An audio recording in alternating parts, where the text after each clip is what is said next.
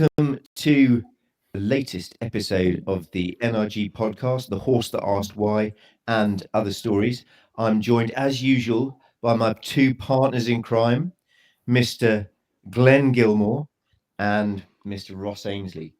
So, before we get on to our guest, who I have to say I'm extremely excited about this episode, let's just do the traditional run. What have we been up to? Glenda, what's going on?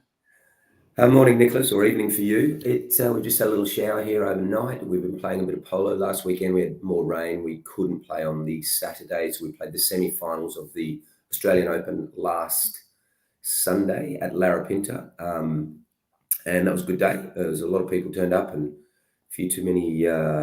What were those drinks you bought, June? Margaritas, those things. Yeah. Anyway, yeah, that was a bit of fun. And then, so we are in the final of the Australian Open, which is pretty cool. And then Lockie's arrived, and he played against us in the 8th team that was made up to make the tournament work.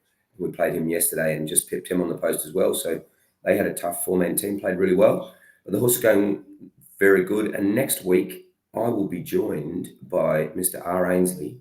His daughter and my daughter is coming back from England. So we will all be together at Scone for the Scone Junior weekend, and it'll be a lot of fun. Can't wait. Jeez, that sounds... And I'm pretty sure Lockie was pretty good about losing to you. Probably just sort of laughed it off. He sort of took it on the chin. Sort of the funny side of it just was... He almost put his father down in one of the ride-offs. Fair dinkum at speed.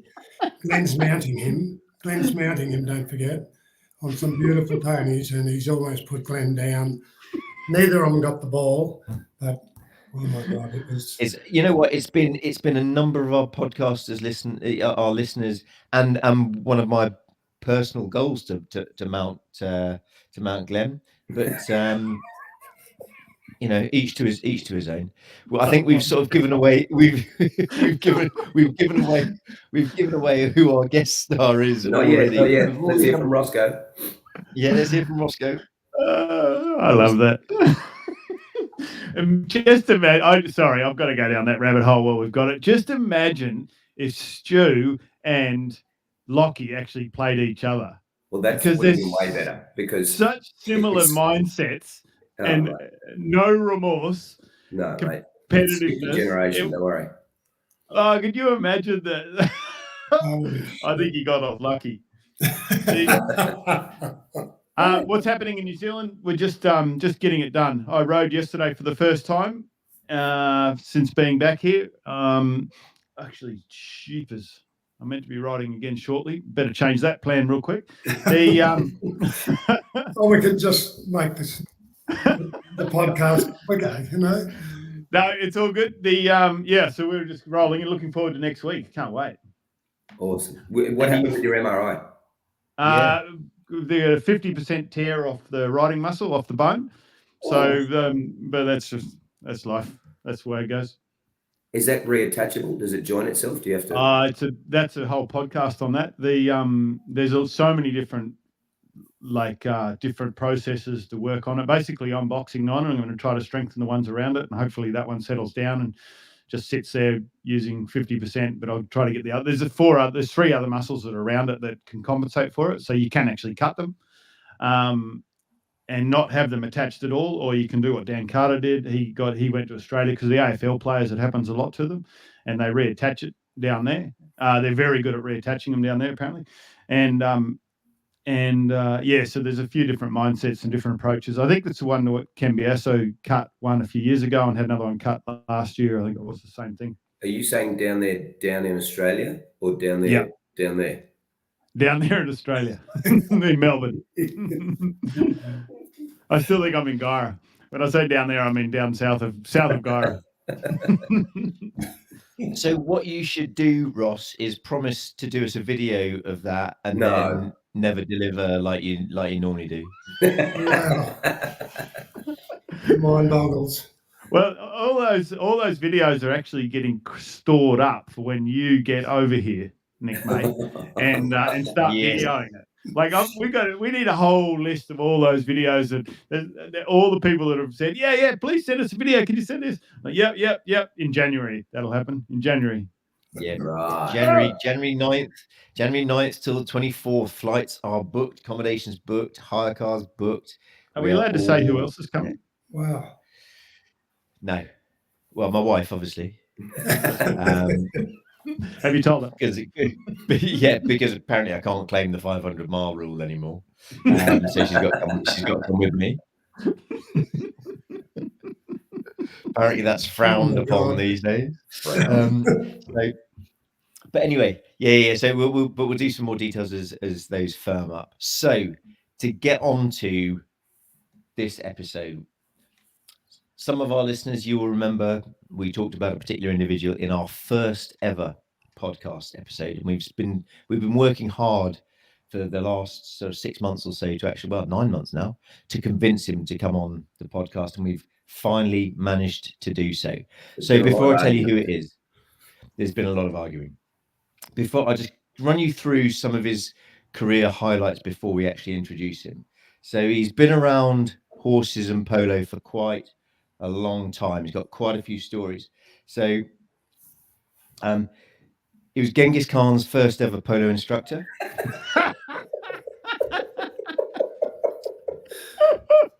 He was first on the scene when William the Conqueror crushed his testicles on the pommel of his saddle. True story. Actually led to his death. He was, now not a lot of people know this, but one of the forerunners of Calvin Klein was an Australian underwear company called Calvin Klein. And Stuey was actually, I've given it away now. This gentleman was the first ever Calvin Klein underwear model in 1796. Going back a little bit. Oh my God. And he famously lent Ned Kelly a bucket and still complains to this day that he never got it back.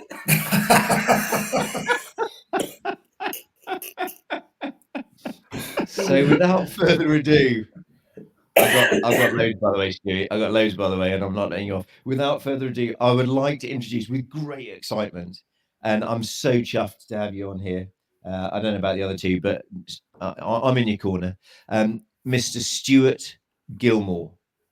Very good to see you. How are you? Very well, Nick. I'd just like to thank the three of you, the NRG podcast, to have me on the show. It's quite a privilege. It's taken quite a while, but we're here now, so hopefully I can give you an insight into my life. I'll start by, I was born 1947, and I was one of 9 children, born to Jack and Rosie Gilmore, the greatest parents anyone could wish for. I just said to him, well, I think he and Mum are the greatest. Anyway, whatever. Well, that's understandable as well. But for Jack and Rosie, Mum and Dad, they were just unbelievable parents. And I'm just going to run through being one of 9 children. Those days back and then, big families were the norm, quite the norm, like the Telfords and the Hoeys and Gibsons, Burnses, everyone, all these big families. So anyway, I'm just going to... You didn't have TVs back then, did you? No, not a lot of TV, and we had a 32-volt electric system for the house, so that meant 32 2-volt batteries that used to run the power in the house, so the television was in the background. Any power that we needed was for the fridge or whatever. Yeah, wow. But anyway, I'd just like to run through the family. Like the eldest was Pam, Sid, Stuart, Jim, Gary, Monty, Derek, Andy and Alison. That was the 9 children. Pam was married to Stuart Cook, 7-goal polo player. Sid was married to Judy Norman. Stuart, of course, was married to the lovely June Gilmore, June Delahunty. Jim was married to Helen for quite a while, and then she moved on and he finished up marrying with Alison. Gary was married to Jan Peterson. Monty was married to Erica. Derek was married to Susie, Annie to Alison, and my younger sister Alison, married to Terry, all who had a lot to do with my life. So There's trouble. here's trouble. Here comes real trouble. So, yep. Morning. G'day, Hello. June. Hello, my darling. How are you? You grab a cup of gin and come on in. So it was, thanks, love. So, yes, it was a wonderful upbringing. We weren't a rich family, we weren't a poor family, but Dad and Mum made it work. Dad did a little bit like myself. Dad did everything outside. Mum did everything inside. So, Can you tell us a bit about what it was like living on a dairy farm?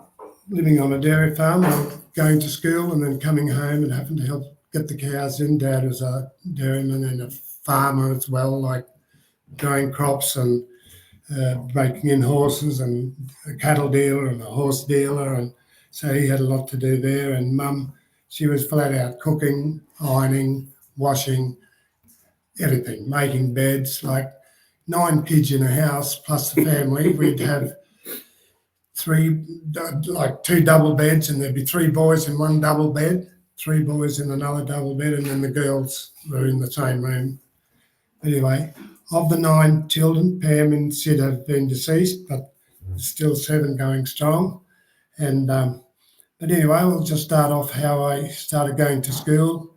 And I wanted to ride when I was 4-year-old, but Dad wouldn't let me ride to school then. I had to double bank behind my sister, eldest sister Pam. She had a huge gelding called Hazel, a huge mare called Hazel, 16 hands. And I don't know how the hell I got up to get on behind her, but I had a double bank to school. And anyway, it all happened. And the school was about 3 miles away. We lived in our property now was in Woodbury, and we had to ride to school. So after the first year, I got to ride my own pony to school, and we all the family rode to school, and a little school called Upper Forest Springs, and only about 20 kids used to go to the school. And in my class, there was only 2 of us, my cousin Sid Telford and myself. So I was either first or second. Most times I was second. And Sid was the brain. Sid Telford was the brain, and I was more worried about what was happening at home and, what horses I'd be able to ride. And anyway, it was fantastic. And we all used to ride to school. And funny things happened. A guy next door to us called Bob Ball, he started riding to school. He was older than us. He started riding to school, but he got sick of trying to catch his horse and stuff, so he bought a push bike and started riding to school on his push bike. And those days, there seemed to be a lot of storms during the summer, and he'd ride his bike to school, and then on the way home, he'd get bogged on his way. So I'd rip this single off my saddle and off Jim's or Sid's and hook them together and hook it around the handlebars of the bike, off the push bike, and put them on the little hook on the back of the saddle and try to pull them along like that. And so we'd get going and get him, and we'd start going flat out up the road, and Bob fell off his bike, and I'd still have the bloody bike hooked on behind his horse. It was just comical. And anyway, it was just so much fun. Great family. We really had some fun. What were the horses that you'd ride? You used to ride some of the mares, didn't you? Yeah, but I was going, is that what you? So, yeah, Dad is a horse dealer and cattle dealer, and he'd go to Toowoomba every Monday or every second Monday for cattle sales. After dairying, he'd get in his old truck and go down and bring cows home or sell them. And then every second Thursday, there was a horse sale in Toowoomba. AML&F had this sale, and he'd go down and he'd he brought a whole lot of shit home, but anyway, we had to ride them, and I had to be the one that Dad he bought 2 mares out of the sale in Toowoomba from Dolby, 2 unbroken 5-year-old mares, one a black mare and one a brown mare. And he put them off the truck into the yard at home, and on the Saturday he decided that we were going to break them in. So Dad was old school, of course, and he had to rope them in the yard, choke them down, and then I had to go up the rope, put my hand on and try to put a bridle or a head collar on them. So if they weren't fully choked, you just, the minute you put your hand on their nozzle or on their nose, they would either strike, Oh, God. come straight at you, and it was shocking. Anyway, they got too much for us, both of them. Dad and I couldn't handle them. They were too wild, so we sent them off to a guy. They were beautiful types, but 5-year-old, wild, unbroken thoroughbred. So, yeah, that was some of the little things. And then at one stage, we were just short of horsepower at the moment going to school. So your Dad had 2 old brood mares, one pal and one elfin. Both had foals on them. The other guys had their horses. So he said, Dad said, okay, Jim, Stuart, you'll have to ride the old brood mares. So we're going, I said, what about the foals? We'll leave the foals in the yard, and it's 3 miles to school. You go up a hill and then down. And he said, yep, off you go. So we got our school bags on, away we went. And the mares weren't happy about leaving the foals back 3 miles back there, but we left in the paddock, school horse paddock, and then on the way home we had to catch them, of course. And my God, we got on them to come home, and the bag of milk, there was milk. We were cantering, and we couldn't hold them. I just wanted to get flat to their foals. So we got up to the top of the hill. There's milk falling everywhere. We couldn't hold them. So we got to the top of the hill, and it's about probably 200 metres to where the yards were. And we got to the top and we stopped, and the foals started winning. The mares started winning. Well, they just took off. We couldn't hold them. And down to the yards they went, and, well, my God, what an experience. The foals. This is all part of growing up, guys, girls, everyone listening. And it was so fun. So anyway, then after the schooling at Forest Springs, we went to high school, caught the bus about 5 miles down the road. I used to drive down with Jim and everyone and get on the bus and go to Warwick, which was about 30 k's from home. I loved the cricket and tennis and football, but we couldn't play in weekends because, we had to stay back for training and everything like that. And if we did that, we had to hitchhike home. And in the winter time, there wasn't a lot of cars around available to take us up to Forest Springs, so we had to miss out on a lot of that. The first 4 children, Pam, Sid, Stuart and Jim, all went to high school. The next 5 all went to boarding school. The boys went to Gatton, and the girls went to Fairholme or Glennie or something. So, yeah, they were privileged. The younger ones got they did well. Is that where you met June at school? Yeah, we met June at school on the bus. June lived on the way to Warwick. She on the side of the road, just near a little town called Alra, and she came out onto the bus, and we didn't like each other, did we? We didn't like each other. She was grey screwdriver. And she still doesn't like you. You've done well to keep us going, you two. So it all happened, and Are you allowed to tell the? no. Actually, I think Mum should tell this story. Oh, come on, Can you tell the story of when? the milk bottle. About the Baby bottle. no, about when the car went going through the water.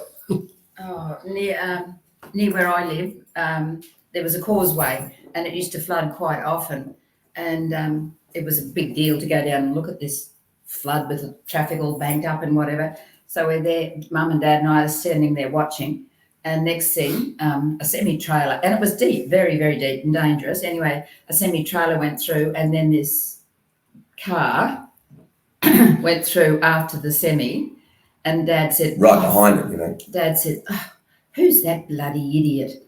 Or something or other. And I don't know. Anyway, a week later, it turned out to be Stuart, and he'd asked me out on a date. So I ended up with the bloody idiot.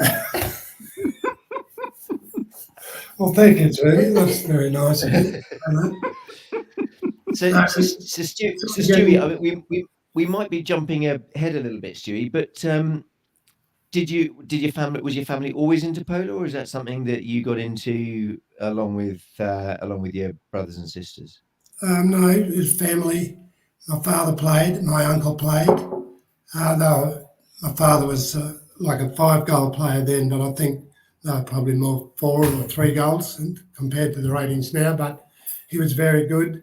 good horseman. Uncle Alan was Dad's brother. He was a very good horseman, and we borrowed horses off him as we went along in my polo career. And yeah, that's how that started. And well, we'll get on to the polo side of it now. So we started off riding to a place called Headington Hill, which is about 12 k's, 14 k's away, I suppose. And so Jim and I and Gary, we'd ride our horses down to Tom Telford's and pick up a horse from there for Ken Telford to play, ride on down to Ken's, get his horses, and he'd come with us, and we'd ride one and lead 2 or 3 over to Headington Hill, watch them play their polo. And by this time it's getting late, so we had to bring all the horses back and then ride home. And we'd be flying up the road, but just had to get home and help my father do the dairying, and we'd be yahooing all the neighbours. We'd be yelling out at them as we went past and up the road, and it was greatest time. And that's how we got into polo. And how many of you played?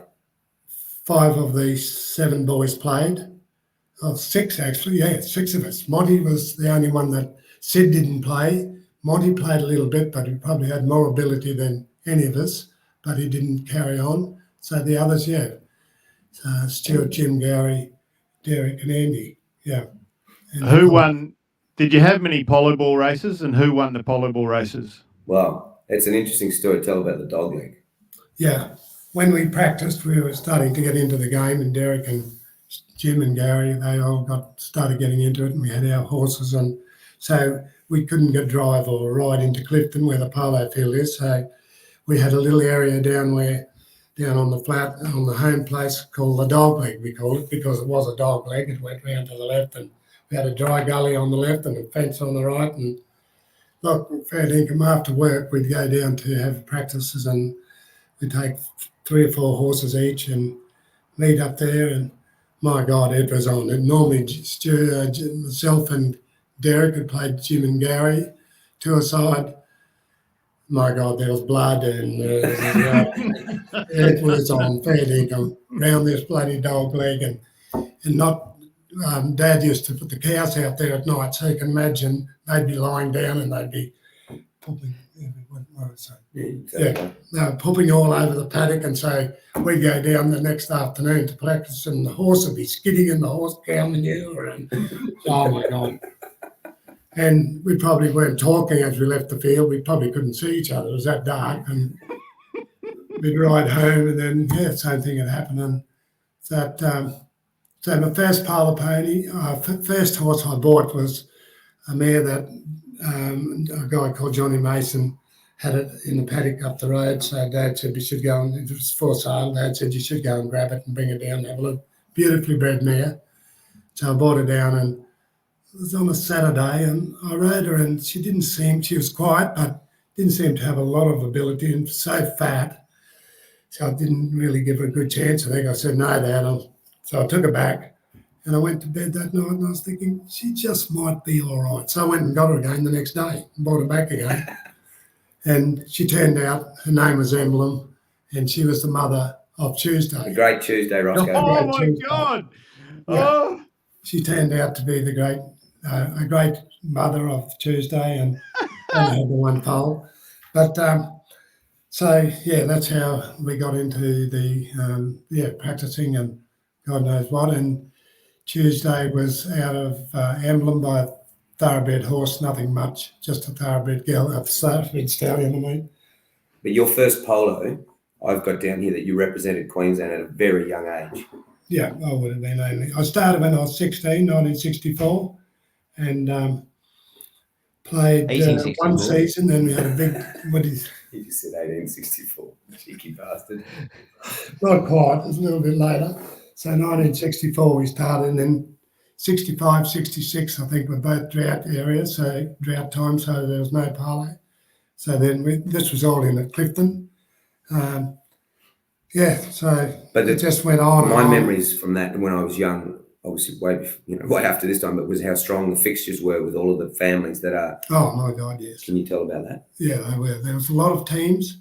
Like in the A grade, there could be 10 teams of 12, 14, 15 goals, some really great teams and great players. And, we were brought into an area there, into an era where there was good power players, Ken Telford and Ron Bell, and, for missing you, and there's a whole lot of people, really good players. So we just carried on from that. And the McGinleys, of course, Hoey's, Telfords, everyone. There was just so many, and the Burnses, they're all.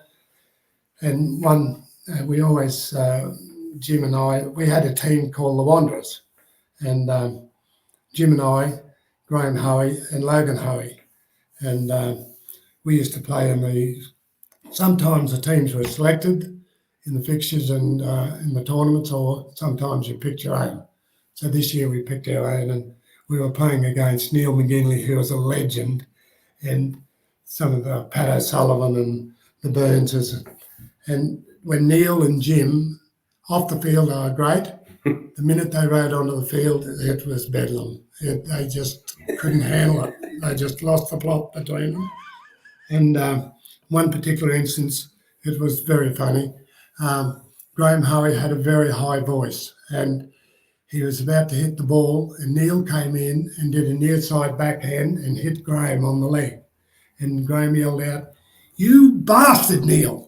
And Neil said, "Oh, sorry, Graham, I thought it was a fucking Jimmy."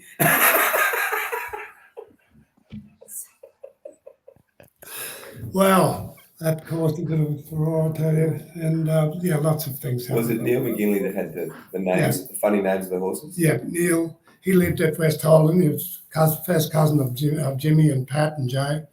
And he had a heap of brothers, Dave McGinley and all those, and Dave and John and Rod. They were all Neil's brothers.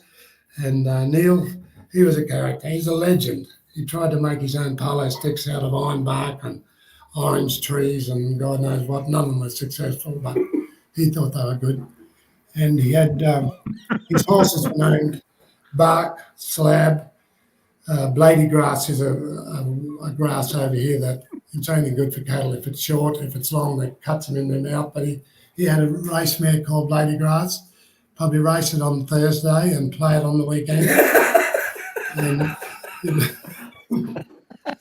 he was a legend. He was. We'd be playing at Coralbin and we'd be waiting for he's playing the first game against us at Coralbin where there was 10 goal and a whole lot of teams, could be 14 teams, and Neil was in the first game and he drove. Everyone would go down Friday afternoon because we could enjoy ourselves Friday night at the pub and have some fun. But Neil couldn't afford to. He'd fly down in his little truck, and he used to have a wardrobe up the front with Kathy's, his wife's clothes for the weekend, and then the horses would go on the truck. So we're waiting for Neil, and next thing he flies reverses into the loading ramp, starts bringing the horses off, and we're standing there looking at him in our whites and telling him to get a move on.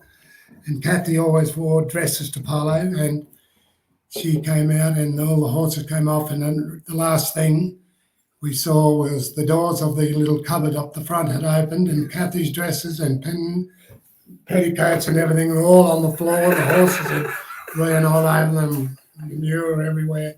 Well, they had a huge row about all that first. They eventually got him out on the field, but they're the sort of things that happened. He was unbelievable. Another story of Neil's was we were going, his first trip down to Sydney for the polo down in Sydney, and Neil was going through his first trip, had all the horses on the truck, and he was going through the border between Queensland and New South Wales at Wallangower, and he was picked up by the police, the RTA, and picked him up and said to Neil, he said, the old bloke pulls him up, and Neil says, "Good morning, officers."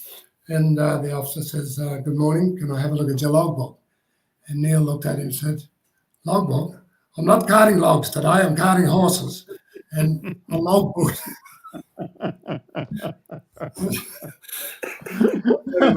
Logbook is, but if you're not sure, it's a... it's a diary of your drive. You can only allowed to drive so many hours in a day, and so so I'm not carting logs today, I'm carting horses. Well, the guy said he couldn't believe what this fellow said. He said, "You get to Tamworth, stop, go to the RTA and get yourself a logbook." All right. Neil said, Oh, so good.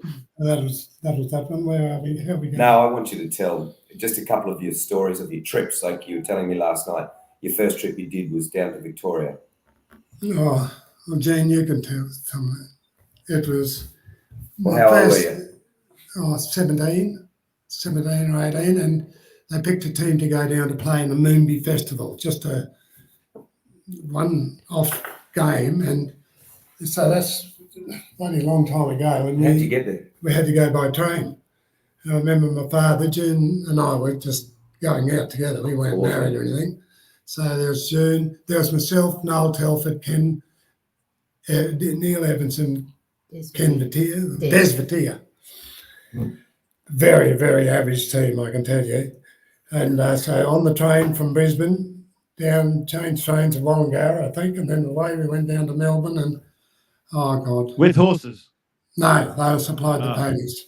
And some of the ones that we had were just, but it was not that. It was just that. It was a highlight. It really was a highlight. The polo was crap, but it was just a great trip. You know, we went down and came back on the train, and Jude liked getting into the sleeper cab and that sort of thing. It was just. We'll leave that there, Stewie. It's a family show. It's a family show, Stewie. Probably a good idea, I'd say, Nick. That was our first trip away, and some of the horses were funny. Skew balls and pie balls and God knows what. So anyway, Ross we is- moved on. Then after that, we No, you're right. Yes, Nick? Ross, is that where you got a lot of your stock from? Is it from those funny looking dodgy horses? Yeah, they're definitely worth exporting to New Zealand.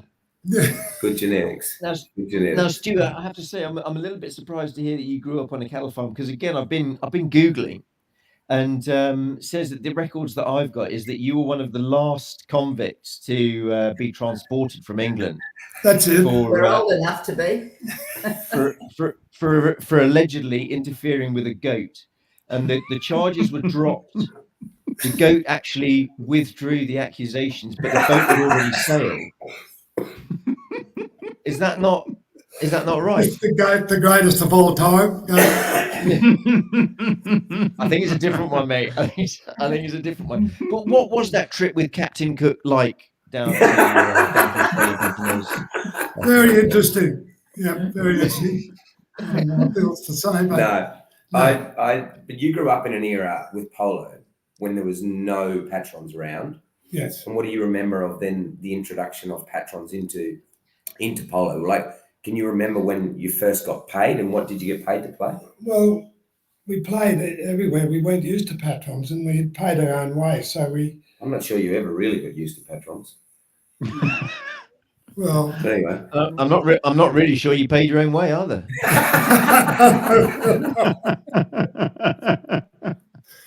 the patron party. Yeah, I'll have to say some of the greatest teams that I played in, and I suppose the greatest victory would have been the four brothers, myself, Jim, Gary, and Derek, going to Sydney in 1985, and all had our own trucks, and it's a big deal going from home. What tournament? was it Morton? The Morton Cup, 22 goal. So we were 20 or 21. There was either I was 7 and 6. I think we were both 6. Jim and I were 6, and Gary and Derek were both 4. So we were a 20-goal team. The first year in 85, we did well, but not good enough.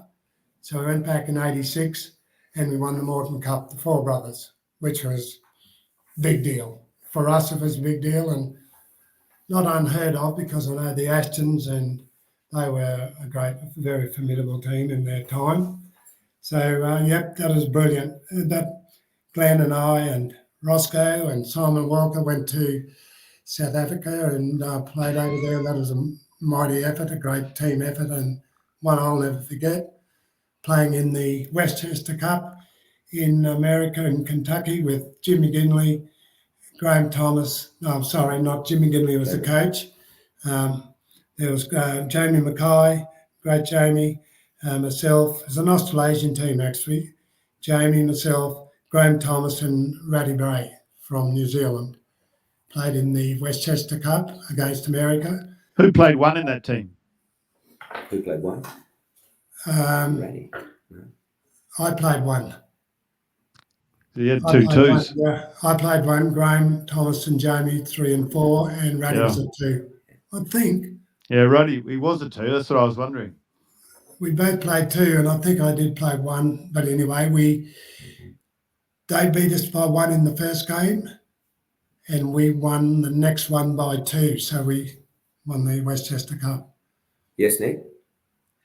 So, Stewie, you said there was 5. Was it 5 of you that used to play? Yes. 5 brothers.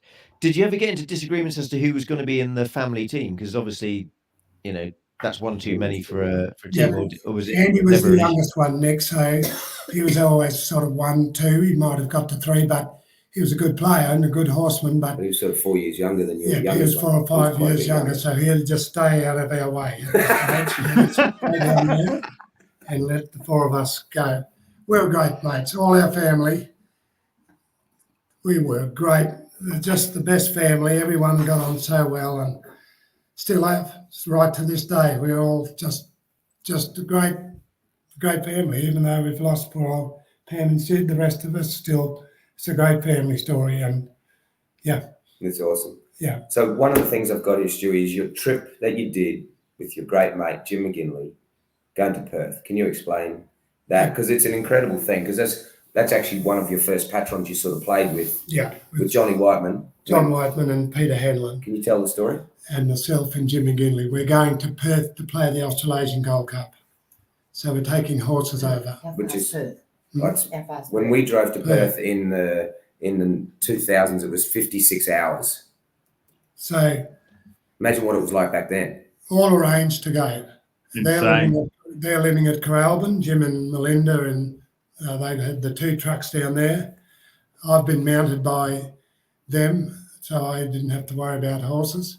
All I had to do was get myself to Warwick at about 10 o'clock in the morning. They were coming up from Coralbin, and we were going to meet there. I was taking one of the trucks and Jim was driving the other. And we had sponsors. We had Cafe Bar and Bundaberg Rum were our main sponsors. Oh, And $8,000 no.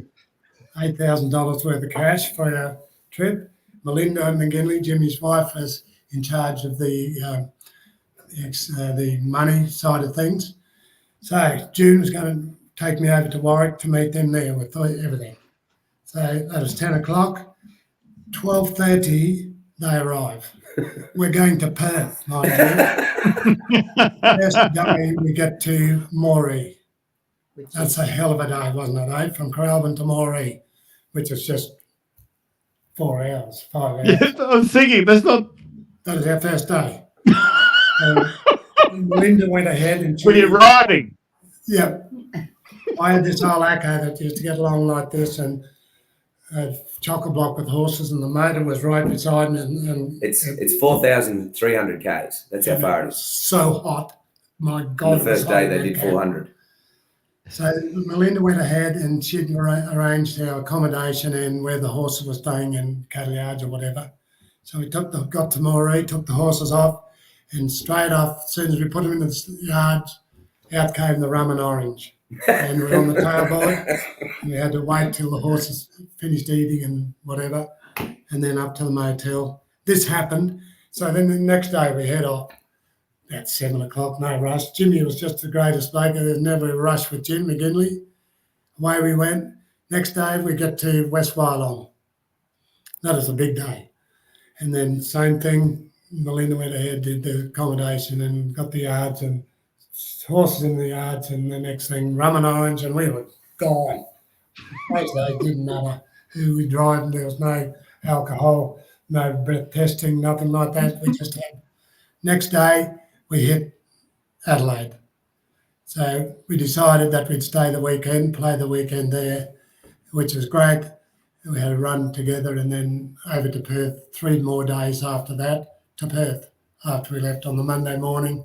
We had lots of friends and lots of supporters that came to watch us play, and they were there to say goodbye to us on the Monday morning.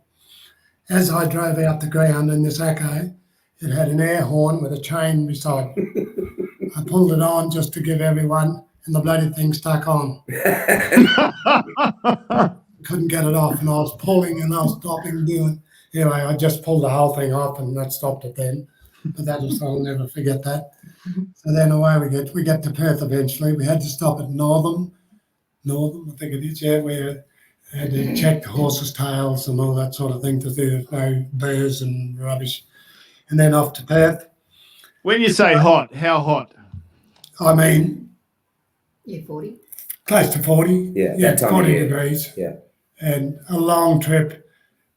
God. Good air conditioning in the old truck. Did it have a roof on the truck? It had 280 air conditioning. Both windows down, 2 windows down, 80 kilometres an hour. And Jimmy had a gooseneck with all his horses on there, and I had Peter Hanlon's and John Whiteman's, and yeah, we were well mounted. And how much rum did you drink in those 3 weeks? Oh, gallons of it. So we get to final of the Gold Cup, and it's Jimmy and I, Peter Hanlon and Johnny Whiteman. Great guys, but I'm on 7 and Jim's on 8, and the 2 guys are 1 each, and we're playing in the final of the Australasian. There's Brett Kiley, Ivan Haggerty, Derek Reed, and Johnny Marriott. A 4-man team, all 4s and 5s, and we had to play them. We played at Kings Meadow, and the scores were, I think we were 1 down going into the last chukker, and we worked our hearts out, Jimmy and I. So did the other guys. They worked like hell, but you can imagine they had 1 goals up against 4 goalers and that. But in the last chukker, Johnny Whiteman scored, levelled it, and Peter Hanlon scored the winning goal. The only 2 goals they got, and we won the population. It was brilliant. Absolutely. What was brilliant. What was it like playing with Jimmy? I've heard a lot about him, but only from this side of the ditch, funny enough, through Bob Saunders and those guys. A tactician. He knew everything on the field, knew everywhere, knew where everyone was on the field, like my son here, like Glenn. Glenn knows where everyone is on the field when he plays. And a little bit like, Ken Telford, that was another, I forgot to say about Ken. Ken and Jim were so much alike. Sinclair was Sinclair. I played a lot with, not a lot with Sinclair, but I'll have to talk about the big game we played at Scone. You'll have to remind me. Yeah, we will. Yeah. But yeah, Jimmy was a magnificent hitter of the ball, great horseman, always had great horses, great to play with. Yeah, unbelievable. And Kenny was the same. So then in June, what year did we play in Sydney in the show? Ken Telford, myself, and Ross McGilvray, which is another great victory we had against New Zealand at the show, 3-a-side, and we were playing against Tony Devich and Walker? Yeah, Johnny Walker and one of the older guys. Robbie Saunders? Yeah, someone like that. And I remember they bought all their own horses over from New Zealand. So there were some beautiful ponies they had, brought them over, and they were playing a test series out at 3-a-side at the show and outside 4-a-side. So they bought all their horses over and had all these beautiful rugs on them in the paddocks at Warwick Farm where the races were. The first night, they had them all there, fed them in like 2-acre paddocks, and they had all these horses in each fort of a paddock.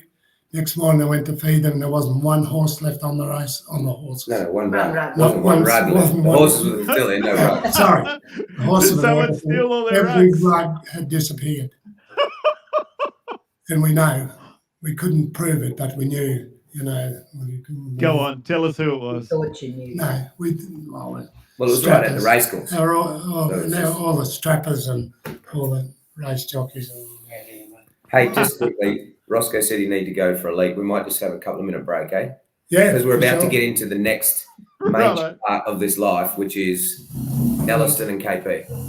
Yeah, that'll be good. Oh, yeah, I'm so excited to hear about this. Righto. Let's have a quick leak. Take 5. Stuey, you want to cover? Mum, you want another one? I just had 2 things. Yeah. So what am I doing wrong? Nothing. Jen? Just maybe waffling a bit much, is he? No? No. Oh, okay. It's absolutely fine. Okay. Nick, you happy with this? Great. Yeah, no, it's fantastic. Absolutely fantastic. I mean, yeah, Mum's up, to hear Stuey. about Mum's up, Stuey, You're saying up. I'm waffling too much. No, I mean, to hear about polo in the 1600s is absolutely fantastic. Bloody bastard. I'm gonna get it. Do you know, sometimes, Nick, it feels like it was too.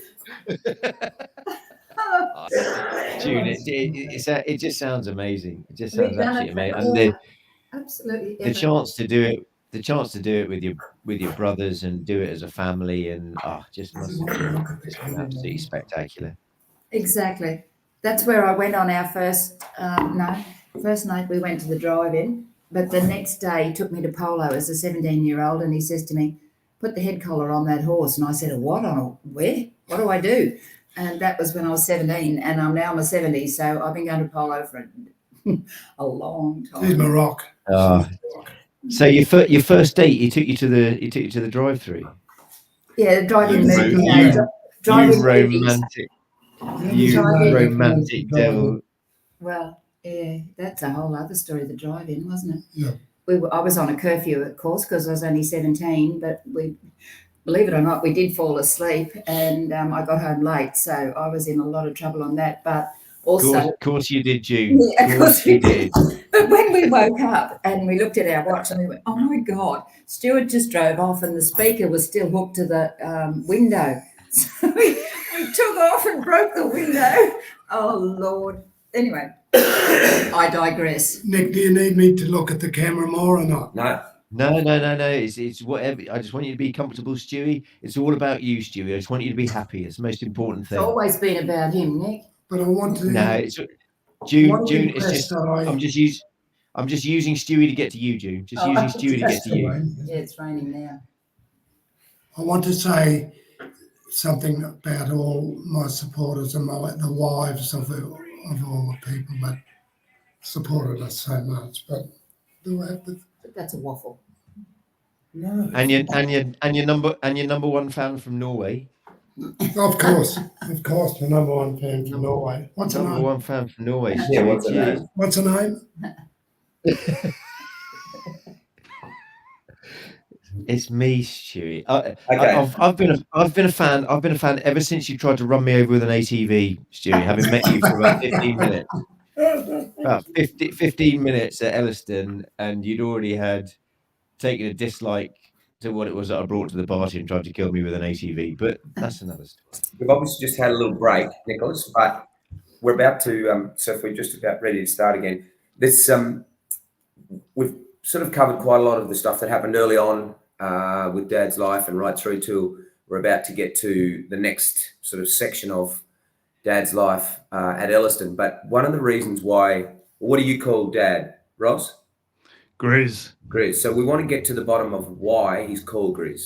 So can you tell us? I remember being 6 or 7 at the Clifton Polo Grounds and standing next to the commentating box, and I was told I wasn't allowed to go out, but I could see that Dad was on the field, on the ground, and there was everyone around him, and then an old school ambulance or something came out there. Or it was just a car, I can't remember. But can you tell us why you're called Grizz and what actually happened? Well, because of my beautiful voice I have now, we were playing in Clifton in a competition match, and I was riding off a guy, and he was on my right-hand side, and on my stick side, the ball was on my near side, and I was down doing a near side forehand. Anyway, what happened? I got hit in the throat with a mallet. Yeah, Nick's looking like, what? Yeah, fractured my larynx. What side? No, he doesn't do near side. He doesn't know what the near side is. We don't- He's 10 goals in Norway. No, but I know what it. near sides are illegal. He doesn't know how to do a near side. Oh, well. I don't know how to- I can see what Grizz wants to say now. Oh, you bloody useless idiot. What are you even trying to play polo for? Come on, Roscoe. But so you see Glenn. the fact the guy's stick was so whippy, and he should never have been playing the ball on the other side. But the sticks come right round while Dad's leaning down and hit you in the throat. It's gone under his horse, under my neck, the horse's neck, and I'm down there in the near side, which was one of my favourite shots. I've been hit fair in the larynx, and so your larynx is shaped like so. It just, correct, June? Yeah. And I was dead. I couldn't breathe. I fell off my horse, and life was going to be finished. But for some beautiful reason, it opened on one side just enough. and Noel May was playing, and he had a biro in his, and I looked at, he was going to do a Tracheotomy. tracheotomy, Tracheotomy. yeah, whatever, with a biro. But thank Christ it opened just enough.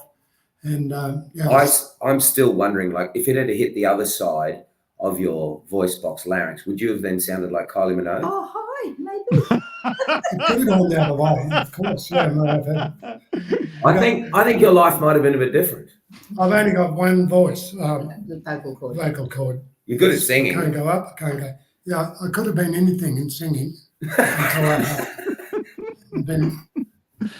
Anyway, that didn't But happen. then the reason you became called Grizz. So then life went on, and yes, I had the little gravelly voice. So we were playing at Coralbin in a 22-goal game, and oh God, Sinclair was commentating. yeah, Sinclair was commentating, and he'd had quite a few red wines on the while he was commentating, and or during the day, and I had a fall on my beautiful mare Tuesday. And I don't know what happened, but anyway, I came off, and the play kept going.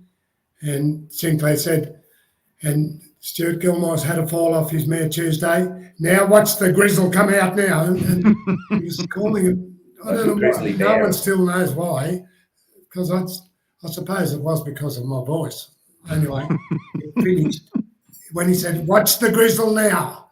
And he was really loud, and it went from grizzle to grizz. And that's how it started. That's exactly how it started. And the legend was born. Some do, some don't. Like DJ, one of my greatest mates, DJ it's always Stuart. A lot of people Stuart and a lot of people Grizz. And I don't mind which way they go. Doesn't worry me. Because that's what happened. And so that was probably one of the most serious injuries I've had. I've had some bad ones. You're calling that a serious one. We'll get to the other one a little bit later. Well, yeah. Anyway. I've had both rotator cuffs done. My elbow, right elbow. This beautiful thing here. Oh, yeah, that's beautiful. That's my lovely bicep. Had torn off. Check out the guns on that. Yes, Nick, you have a question? I was going to say, if everybody calls you Stewie or Grizz, why do you make me call you Mr. Gilmore? Oh, respect, I suppose. You're from Norway, aren't you? Right. So I'd actually heard it was Pontius Pilate that called you, named you Grizz, because you used to do his boots. Used to polish his boots, didn't you, Grizz? So 86, when we won down in Sydney with the 4 boys, we got back and we were going to Melbourne the next year. Jim and I were playing in the 14 goal, and we won the 40. I'd won the 14 goal the year before in 86, and we had a team all organised to go down the next year. But we had a call. Jim had a call. I think it was Jim or me. I don't know. I think Jim had a call from Sinclair Hill to say that Kerry Packer was going to start playing polo, and needed a couple of guys, or one of us or both, to go down to Elliston and start a polo setup for Kerry Packer. So, hang on, what were you doing? What were you doing for a living before then? Sorry, Ross, I should have said that earlier. We all had our farms. Jim had his property, I had mine. Sid had his, Gary and Derek was on the home place. Gary had his property. So Dad was guarantor for all of us when we bought our properties. You know, like we were only 21, 22 these days, and we had our own property. So, I mean, the prices are equivalent now. I mean, if you're paying $1 million, well, we paid a lot of money. It was the same sort of money at the time. And so Dad always went guarantor for each of us, and we made a pact that we would never have to go to Dad to help, loan or whatever. And we never, not one of us ever went to look for help from our father. We worked hard on our farms. Our farms were cattle, grain, cattle, and of course horses. And we all had our separate farms, and Jim and I'd meet just about every morning we'd have a bit of a little competition who was a better farmer and who all this. I bet. You know, he said that he'd be going planting. Well, yeah, we'd always go and get our seed, and we had harvesters and everything. We brought headers between us, and it was a really great time. So, yeah, we get the call. So, wow, this is something we had. Jim and I were thinking of going down to North Star to buy a property down south. We were going to get away from that. Was the in thing. We saw the Doolans, how they operated their big grain properties down there, and we thought we'd go down to North Star. And so we went down and we looked at this property called Springfield, and we thought this was something else. It was 4,200 acres. A lot of it was beautiful country, and a lot of it hadn't been touched. It was still untouched. We thought that we'd be able to break all that ground up and have it. So went back home, told the girls about it. Jean and Helen, they aren't going to move. They're not going to go to North Star. We love it up on the downs. It's only 3.5, 4 hours away. But no, so we had no support from them. So it looked like Jim and I were going to have to go on our own. But I said to June, I said, why wouldn't you want to go? She said, I'm going to miss my family. I said, I'll send you home on the bus every fortnight. You can go back home and see your family, and we'll carry on the property at North Star. But in the meantime, we had the phone call to say, we just grabbed it just like that. Away we go. We're going to Scone, down to Elliston. Didn't have a clue what we were into, but we knew it'd have to be good with Mr. Packer financing the whole thing, and knew that it'd have to be a mighty show. So Jim and Lance Shepherd came aboard, one of my best mates ever, Lance. He was working for Sinclair, and the first deal was that Sinclair had a sale, and they bought 19 polo ponies. A bloke called Fred Johnson, who was running the quarter horses for Mrs. Packer at Elliston, he went to the sale out at Turlings and bought 19 horses, and they all went to Elliston. And mind you, I don't think they were good horses, but there was only 2 or 3 that really did turn out to be champion ponies, but nothing against the horses. So Jim and Shep started in the end of 86, and I went down in early 87, and away we went. All the fields started, getting the fields going. It was like where the north and south field and school field was a big swamp and a bit of a runway. That all turned into polo fields, and they bought semi-truckloads down of volcanic soil, at which we all flew up to Toomalla, which is another property of Kerry's up on the Barringtons. We had to get this volcanic soil, which is a reddish soil, that went on top of the field. They bought all that down with semi-trailers. The cost was unbelievable, but we finished up with these beautiful polo fields. And what else, Glenn? But Stewie, didn't you have to do everything from like Yes, nothing? Build roads, reservoirs, houses. Everything had to be done. We didn't. Jim and I did a field called 3 Mile. That is the field, we called it the Gilly Field, or Kerry did. We did that field with no excavators or anything like that. There was a company from Moree, Paul Wild and his group. They came and did all the polo fields, all the roads, and then we had our homes to be built. So what was there? So when you guys rocked up, what was actually there at Elliston? Just a cattle station, one big cattle and sheep station. And where the 3 fields are, the north, south, and school, that was just sort of like a swampy area. Yeah. That took a lot of work, a lot of excavation work and stuff to get it right. When I first got there in 86, I was 15, and when we first stayed, we stayed in the shearers' quarters. Yeah. And then they got moved, and so. Well, Jim and I, firstly, we had 2 4-bedroom, Detachable, sort of dormer homes. Yeah. While our houses were getting built.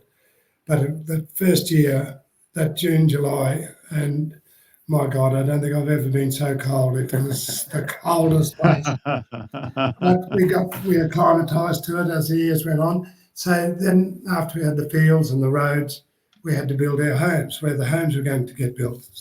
Sorry, Nick. So how cold was it, Stewie? Don't forget, he's going to. Well, the Norway. yeah, I know. Probably -2s and 3s. That's nothing, is it, Nick? Really? Yeah.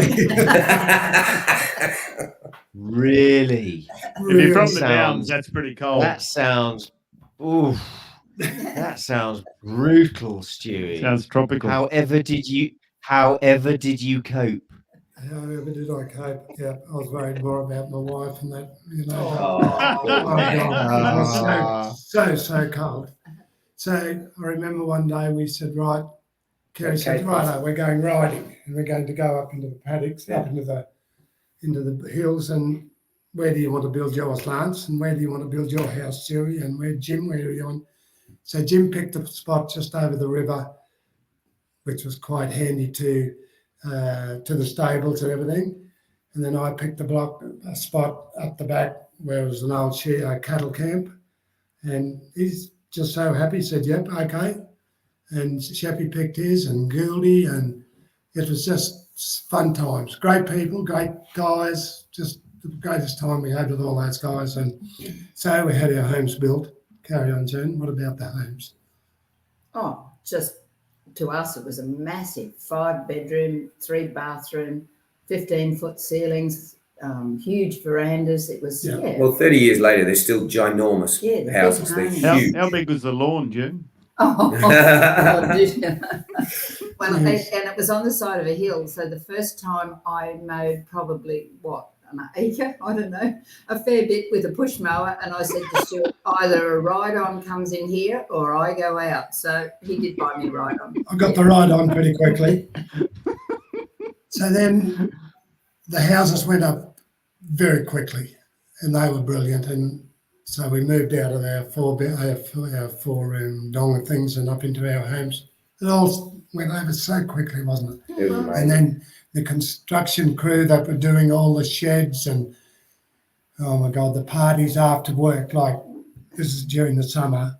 And How many people would have been working on the farm at any one time? oh my God, About Would there have half been of them. 100 workers or at more? least. I know that About half of them. there was 150 people just on the wages, wasn't there, at one stage? You said how many were working? You said about half. And there again, rum came to the fore. So then afterwards, so because you're an hour from town, there was a thing called bottle-o. So everyone would go to the bottle-o, get their beers for the week or whatever, and then just would descend into carnage, wouldn't it? With 100 blokes there, and it was just out of control. Shep and I tell you, and Gouldy and the rest of them, we'd get in with all these other clowns, these contracting blokes, and it's too many rums and beers, and then a few bits of fights started. And one night I got home. It's only 10 o'clock. I got home from Bottle-o, and I couldn't get through the gate up to our house. I could not. The gate was just wide enough to get through, and a little bit wider. But I had this old vehicle called a hot dog, had a leaky muffler on it, and I couldn't get through the gate. And I'd back up, and I'd have another go, and I couldn't. How long was it there? Oh, 12 minutes, 15 minutes or something, No. back and forth. Eventually, I got the gate, got through. So you could hear all this noise down at the gate. Eventually, got through and up to the house, and I wiped out the garage. As I went into the garage, I wiped out one of the big poles, and then I went and got out and walked down the aisle and got into the house and stumbled over the chair. And Jean said, "Where have you been?" And Which is something I have said most of my life. and you could, anyway, I had to tell her the next thing. Sick. Yeah, sick over.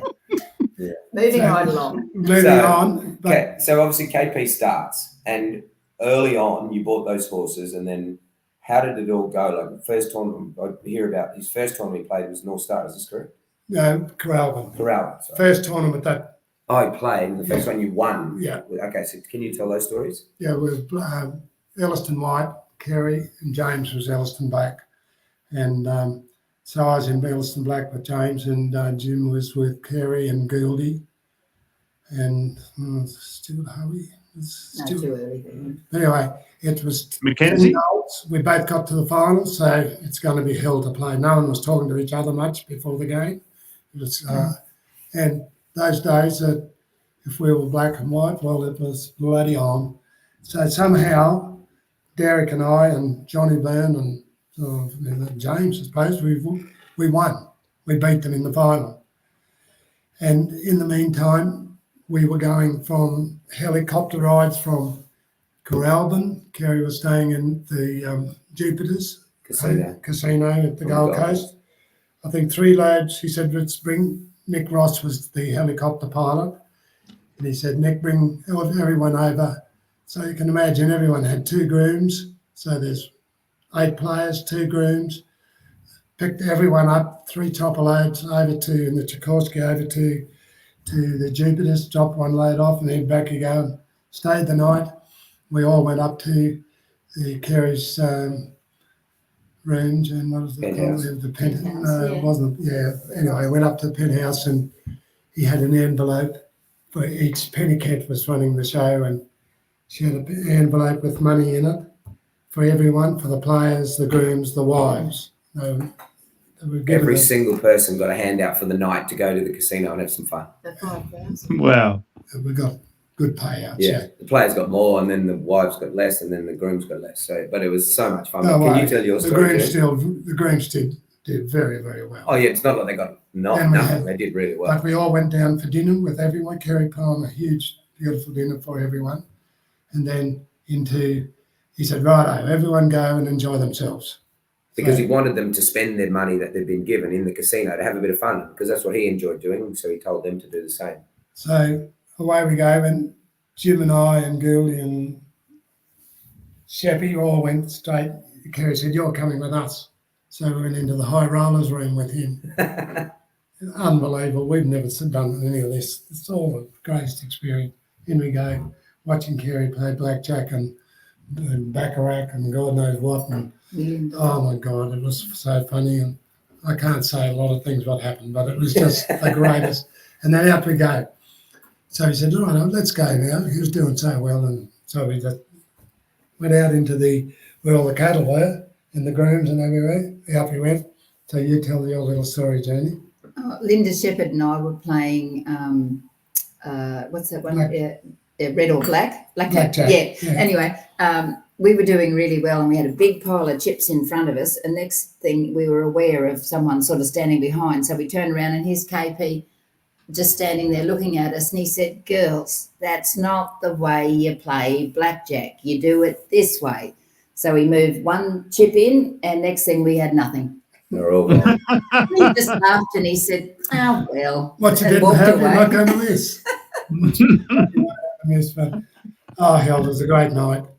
Some of them were frowned on because they went straight to the bar and didn't go and didn't gamble, but most of us all went and had the go. It was mighty.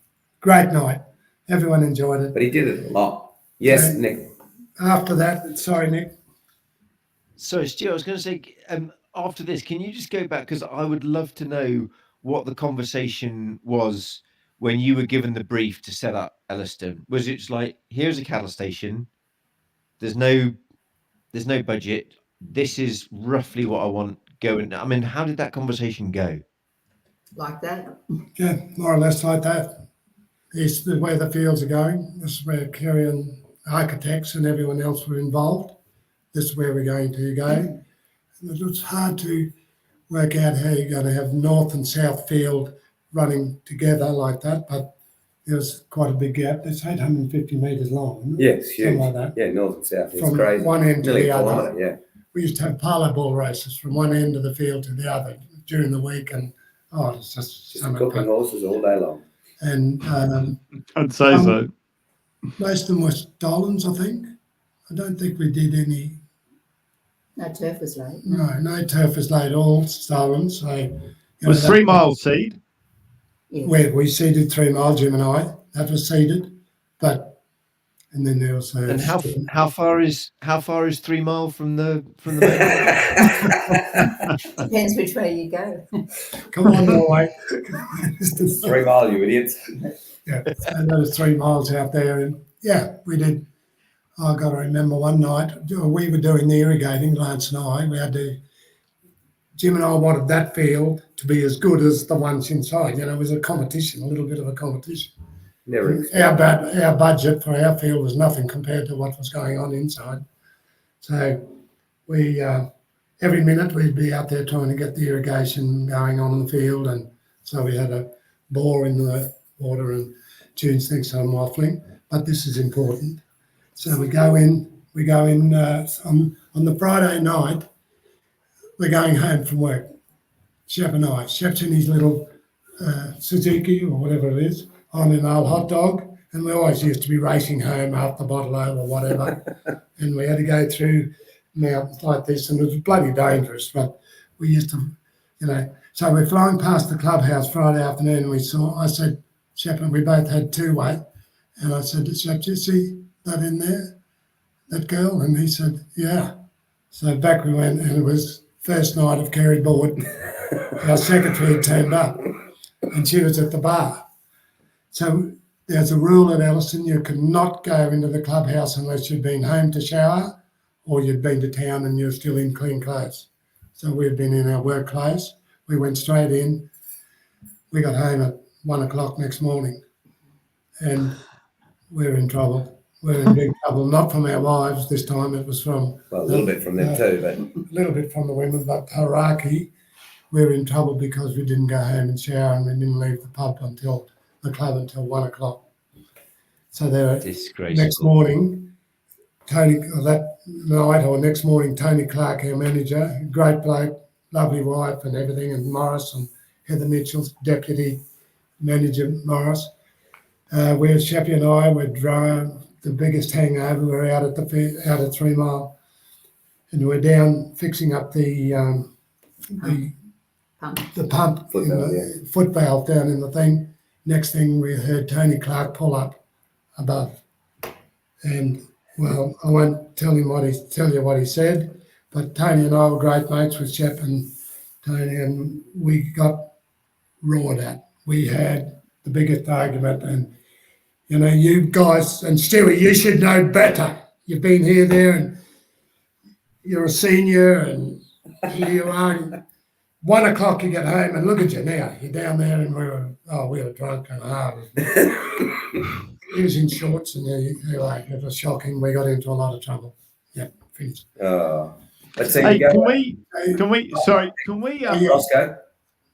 Yeah, just I think we need to, like, because a lot of people listening won't know Australia that well, but they will know Ellistina. We should actually chat about how that came into the fold as well, and because a lot of people don't even know that Ellistina was all Australian based, and it was was founded by the Packers and essentially you guys.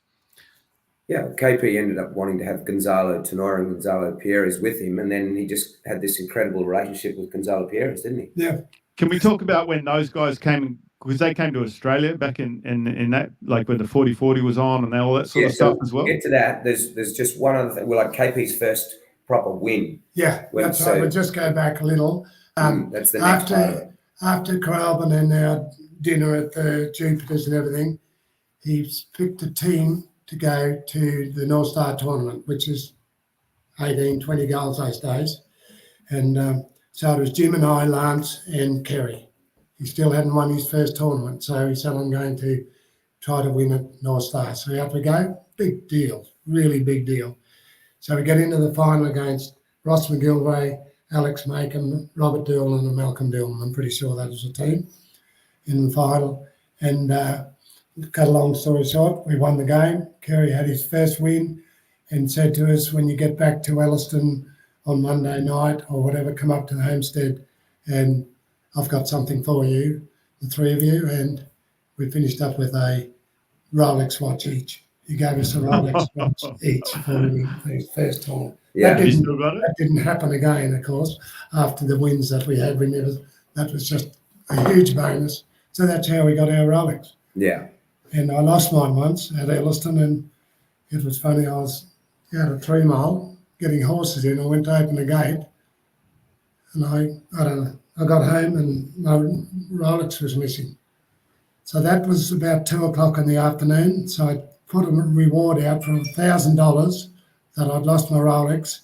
Next morning, I looked everywhere for that watch out at 3 Mile. Next morning at 10 o'clock, the watch turned up. Someone had found it.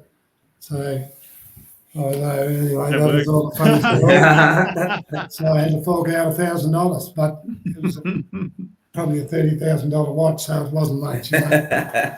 So anyway, But that's where we get to the next part then. yeah. When So that was KP, his first win. yeah. So then KP had at one point there was Stuart McKenzie, yourself, Jim, Shep, Gildy. Stuart Hoey, Ginger. Yeah. Let's say Ginger. Yeah. Good Ginger. Gildy. Yeah. So there was an incredible amount. Then you had the Justin Gaunts, Cooch. You know, at any one point, there was nearly every young Australian player of that generation worked at Elliston as well, didn't they? Yeah, and then we were going to England. Kerry's going to play in England, so we had to have an Englishman in the team. Yeah, so they'd always come out because the English rules were obviously to have. Remember that, Ross, where they had to have the Henry Ollie Brett Hipwood and Bimey and all those guys. Ollie Hipwood, everyone came out from England. At different came out stages. during the English winter to Australia, and we'd always be playing against them. Most of the time we had the shits. One of us wasn't in the thing, but we realised that Kerry was trying to get them better and better to go and win the Queens and the gold in England the year after, which was pretty amazing. And I think that's when the relationship with Gonzalo came about, to answer Ross's question. Yes. Gonzalo Pires. And that's how Ellistina, Kerry thought, well, I'm playing in England. I'll now want to play where Gonzalo's play in Argentina. And so they bought this beautiful property and they called it Ellistina. Yeah. But do you remember when Gonzalo Pires and Gonzalo Tenora and all those guys first came out? Like, was it something that you were just like, oh my God? Oh my God, yeah, no doubt about it. Unreal. He was on 10 goals for 20, 30 years, or 25 years, like crazy amount of time. Unbelievable. And Tenora, unbelievable. And so, yes, and he, the great mare Pinky, which came from, we haven't spoken much about horsepower, but Pinky, Tuesday would have been the greatest mare I've ever played, very close to Pinky. And he was born Tuesday, isn't Tuesday one of the best mare to ever go through a bridle?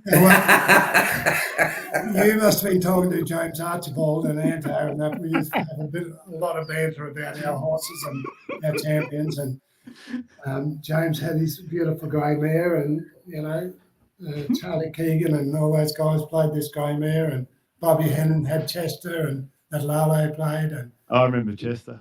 beautiful ponies. And James said there was a story that you could say the best horse that ever looked through the bridle, and of course Arch and Anto and them got onto it and said the best horse that ever went through the bridle. So I can turn it around pretty quickly too, don't worry. Excuse me. We had it was so good. But then, so KP, once the fields were built, so there was North, South School, Home, 3 Mile, Riverfield, and 2 Mile. And 2 Mile, yeah. So the 7 fields at Elliston, okay? But when KP would have his tournaments, and this is what I don't understand myself actually at the time because I wasn't involved in the committees, but they had to rejig the whole calendar for people to do this because they had all the tournaments that they'd normally play at that particular time of year. And KP said, well, I want to have 2 months of polo at Elliston. Yeah. And so he would invite everybody in Australia to come up there. So everybody lived there, all the grooms, all the players, all their wives, all their kids. So they couldn't all have the polo. horses would Yeah, stay there. they couldn't have polo anywhere else because all the players. Everyone was there. So, but people would spend often 2 months away from their businesses. There was no, like the phone service was, even the house phones weren't that great. There's no mobile phone service. There's no internet. An incredible thing. No internet. Well, the internet wasn't even invented then. No. But then, Roscoe, what blows my mind about being up there at that time was KP. He didn't have a license to sell alcohol or sell food for money. So what he said was, "Righto, guys, it's free." And people were like, "What do you mean?" I said, "No, come on up and just come on up and you can just have everything." $5 for a meal at the club. Wasn't even because he couldn't charge. No, well, I think I have the bricky room. Certainly early on, whatever. and people would go in, and if you wanted 12 tequilas, you could have them. If you wanted 5 bacon and egg rolls, you could have them. If you wanted 30 coffees, you could have like whatever you wanted. And eventually, the accountant sort of went, Kerry, I think we need to maybe start looking at charging just a little bit. And then it got down to a crazy amount, like $5 for a steak, chips, whatever you want. And it was crazy, wasn't it? How cheap it was. Yes. Considering that many people, but I still can't get my head around people living there for 2 months away from their businesses. I know, exactly. But they could Obviously, they could leave leave and and come back. And yeah, because they'd play a tournament from Saturday to the following Sunday, and then they'd have it wasn't 4 or 5 that days off. much mid-week If you said to anybody, any polo player in the world, come to Elliston for 2 months, free booze, free food, as much polo. Yeah, I can completely understand why you got 2 months of polo at Elliston.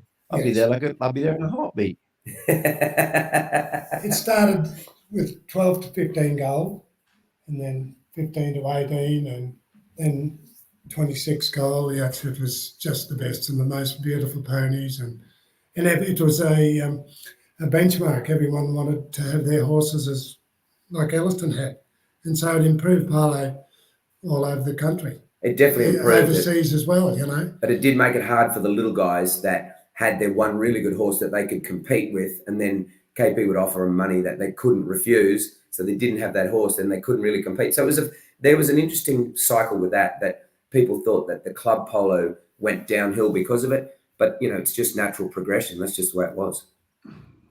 It's how sports evolve. Yeah, exactly. Yeah. I was going to say that's exactly how the sport evolved. And Stuey, were you involved in establishing the Elliston breed? Well, yes and no. Yes. As far as doing which stallions go over what mares and all that sort of thing, we're helping Jim and that sort of thing. Yeah. And we had the greatest vet, Al Simpson, was our vet that did our embryo transplants and our breeding, and probably that all started. That's a good story, actually.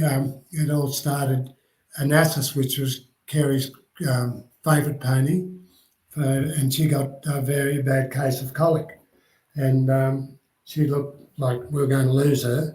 And Kerry got on to, well, he said, we've got to get the vet straight away. So Jim, we got onto a vet from Scone Vet Clinic, and this guy turned up and saved Anassus, and it was Al Simpson. And he saved her, and you better put that man on straight away. And that's how Al started at Elliston, more or less. He pretty much pioneered embryo transfer much from there. The greatest. He was the leading man and brilliant at his job, and it was always worth going up to see him operate up at the breeding yards, collecting semen and God knows what. It was just unreal. He had Kerry made the best vet clinic in the Southern Hemisphere, really. It was just had everything. It still is pretty amazing. It was built in 1990, I think it is, and it's called the Elliston Onassis Vet Clinic. Yeah, anyway. And after Onassis, they called the it. mare. And so much so he loved the mare that she's actually buried just above him at the home field at Elliston. But she played on after that. She played on for years, and she is a quirky mare. She'd go out. I always played her in the last chucker, and I don't know. He would always get on and go the length of the field, and she would always be humping. Did you ever see her play, Ross? No, I never saw her. She used to hump, and he'd just open her out flat, and we were always. Oh God! One day she's going to put the heels in and dig the toes in, and something will happen. But she was a beauty. She just loved doing it for him, and he loved riding her. And yeah, they're a great combination. Is that the horse he had the heart attack on? No, that was Rumba. Rumba at Warwick Farm. Can you talk us through that? Yeah, I can. And the defibrillators? It was the final, and Katie Forsyth and I, we were playing, and Kerry was playing. We looked round and we couldn't. Where was KP? And we found, and he was slumped over the mare. She'd stopped, and he was She slumped just over. stopped. She stopped she in the Yeah, middle she of the just game. stopped dead. Just stopped dead. Like, like what a that. horse to do that. Unbelievable. The Yes. rider stops, slumps over, and she Yeah. comes to a standstill, doesn't piss off to the pony lines, Imagine. doesn't. What an animal. Yeah. Beautiful mare, bred by the Cudmores, Peter Cudmores, and yeah, so that's how it started. We had to get him off the pony, and then unbelievably, They called Triple they O. called Triple O or whatever, and they found there were two vehicles going past the main entry at Warwick Farm that had all the gear. There was probably in the whole of New South Wales, which is a huge state, even just the town, the city of Sydney, there was 2 or 3 defibrillators in ambulances in the whole of Sydney. There happened to be one going past the gate when they called it. In he came, pack a Put whacker, them on. boom, started him up again. And then he went, and then they got him. But he And then was, he then put them in every ambulance in the whole of New South Wales. but he was Isn't gone. isn't that just the most phenomenal thing? Incredible. And Incredible. he was gone for 8 minutes. Like he shouldn't, yeah. And Well, he famously says, I've been there, you know, I've been what's over on the the other side? side, and There's not much there. not much over there that I like. So that was good. That's diplomatically put, Stewie. Yeah, exactly. So, yes, It's almost as diplomatically put, Stewie, as you describing going and watching semen being collected as a treat. I mean, what you do on a Saturday night is up to you, Stewie. But I wouldn't necessarily describe going and watching semen being collected as a it treat. wasn't Quite Saturday frankly. night, Nick. It was the middle of the day, okay? And we probably had just a loose moment, so I thought I'd fly up and see what happened. But life went on, and I remember we were in Argentina, and I'd had a really bad fall over on the river field. I just sanded the field, and I was on this bloody mongrel thing, flying around, and the horse lost its footing in the sand, and down we came, and there was a guy waiting for Ginger Hunt called Gigi, a French groom. Yeah. He was playing chuckers as well, and he was coming behind me and straight over the top of me, and his horse's front leg stood on my elbow. And, oh, God, pain. So anyway, Kerry put me we hopped in the old blue Land Cruiser. KP and I went into the Scone Hospital of an afternoon, about 5 o'clock we got in there, and he's sitting back there watching the television, and yeah, they took me in, and yeah, they x-rayed it, and it was a mess. But so he said, anyway, we got going, and then we went to England, Argentina, and he said, when you get to, June and I went to Argentina, and I went over, and I think I bought about 20 horses to go to England. And we played 35, 36 goal chuckers, or might even been 40 goal chuckers, with one Carlos Harrier, and it was just brilliant. It was amazing. And I think I got wrecked a bit with the horsepower. There's no doubt about it. I did. I sent 20 back to England, and I don't know how many were really bloody good, but I don't think it was so good. I think because I played so many chuckers, high goal chuckers and that, I think I might have been gutted a bit for some of the horses. But anyway, look, it was the start. It was a great start for horses over there. And then he said, on your way back from Argentina, you've got to go to a doctor in New York and have your elbow fixed. Okay. So here I am, and I hadn't been out of Australia much, and then going to Argentina, and then back to New York on our way. And the doctor's name was Dr. Leon Root. KP had it all organised, or his secretaries had it all organised for me to go. He operated on my elbow and done a mighty job. I think he'd already operated on KP's elbow, actually. And so he was one of the best elbow doctors in the world, and fixed my elbow, and back there, had to go to rest. But after that, every 3 years, I used to have to go in and have bone chips taken out of my elbow, and I'd leave the surgeon and doctor see, and in the little cup, they'd have the chips in the cup in no journey. The chips used to come home in a little container. Yeah, so the chips used to break off and get into the joints, and they'd have to come out. But I haven't had it done for quite a few years, and on my elbow I can play golf, and I've got no pain. Very, very lucky. KP seemed to be able to get, like, he had just such loyal people like yourself working for him. And I think how did he go about building that sort of mentality with the people around him? Got talking to people, and Sinclair, and just Jim and I, and talking to people that we knew that would be would fill in do the job. You mean, Ross? That would help. Yeah, like how did he always had amazing people around him that literally lived for him. Yeah, how did you create loyalty? Yeah. Well, you know how you say someone's larger than life. He was a big man, of course, but he was larger than life. He was charming, charismatic, intelligent.